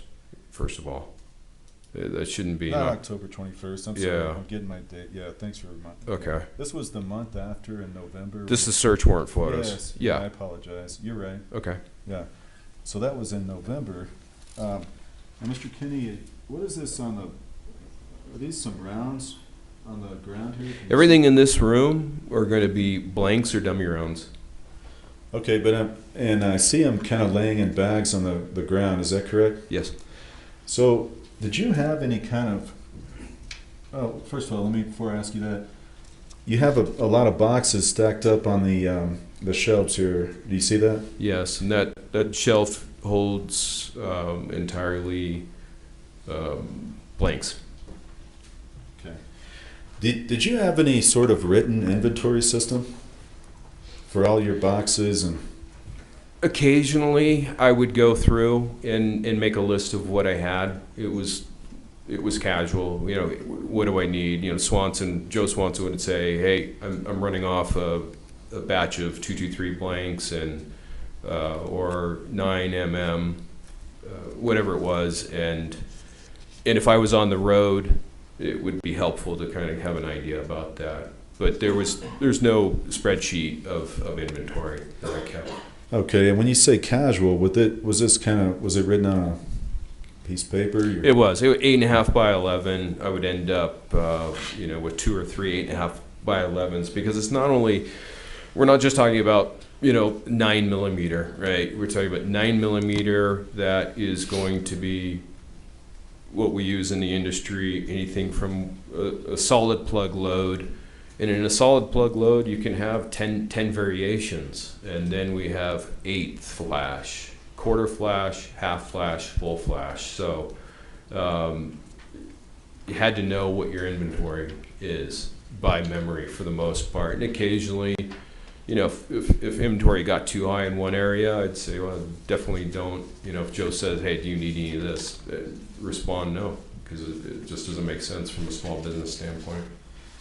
And you said inventory through memory. I'm going to show you defendant's L16. It's just one example. Were you able to remember at any given time each number of each of those types of boxes? Well, if I'm handling it on a daily basis, yes. Deficiencies mostly. Well, and for example, when you have to invoice, like the Russ said, do you have any procedure that kind of tells you how you're going to invoice that? Typically what I'll do is very quickly, usually movie productions, television productions are last minute, and oftentimes the invoicing comes a week or two after the service has been provided. And so oftentimes I'll quickly jot down what it is that's being sent, take a picture of it, and oftentimes things go, you know, if they're shipped, everything goes overnight. So it's a last minute kind of business. Okay. Your Honor, may I approach? I'll show this.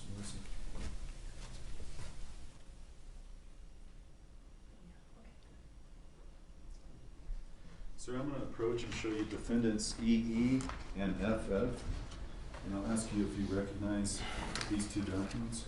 I do. Can you read or? No, that's okay. Yep. What are those documents? This is an invoice made out to Russ Production with Sarah Zachary here as well. And can you look in the back of the one you just looked at and see what the sticker number is on the back of the page? Just flip it over.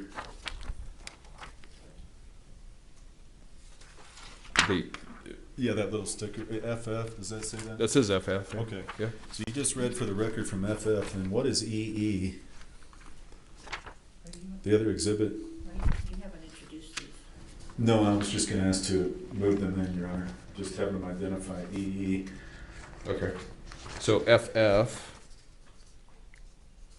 is an invoice for blank ammunition as well as dummy rounds. Okay, and is that your invoice, sir? Yes, it is. And is it the same for EE? If you could take a look at that. And this EE is an invoice for guns, replicas, rubber guns, gun bags and socks. Okay, and not get into the contents, you just recognize that, do you not? I do, Okay. yeah. I would move for the admission of those two exhibits. No objection. EE and FF are admitted. You may publish. Thank you, Your Honor. Defendants.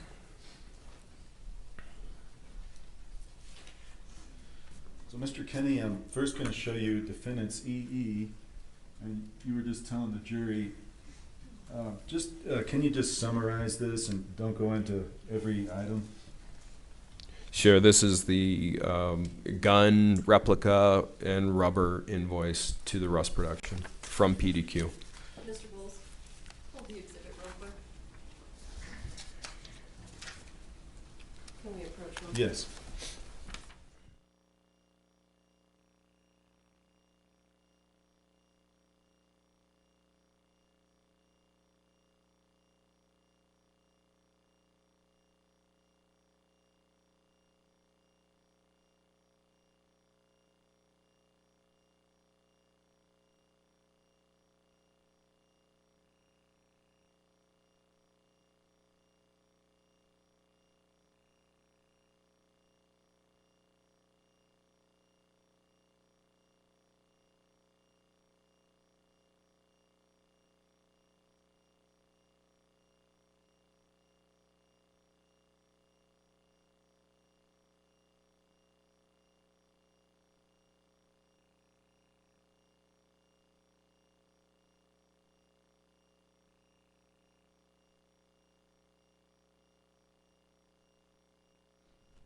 Okay,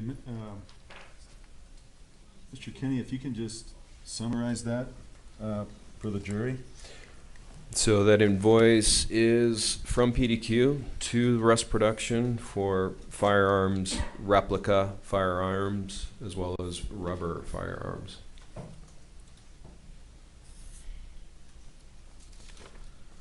Okay, and now I want to show you, and this is what you, and the one we just saw, this is what you supplied to Rust, correct? Correct. Okay. Now I want to show you defendant's FF.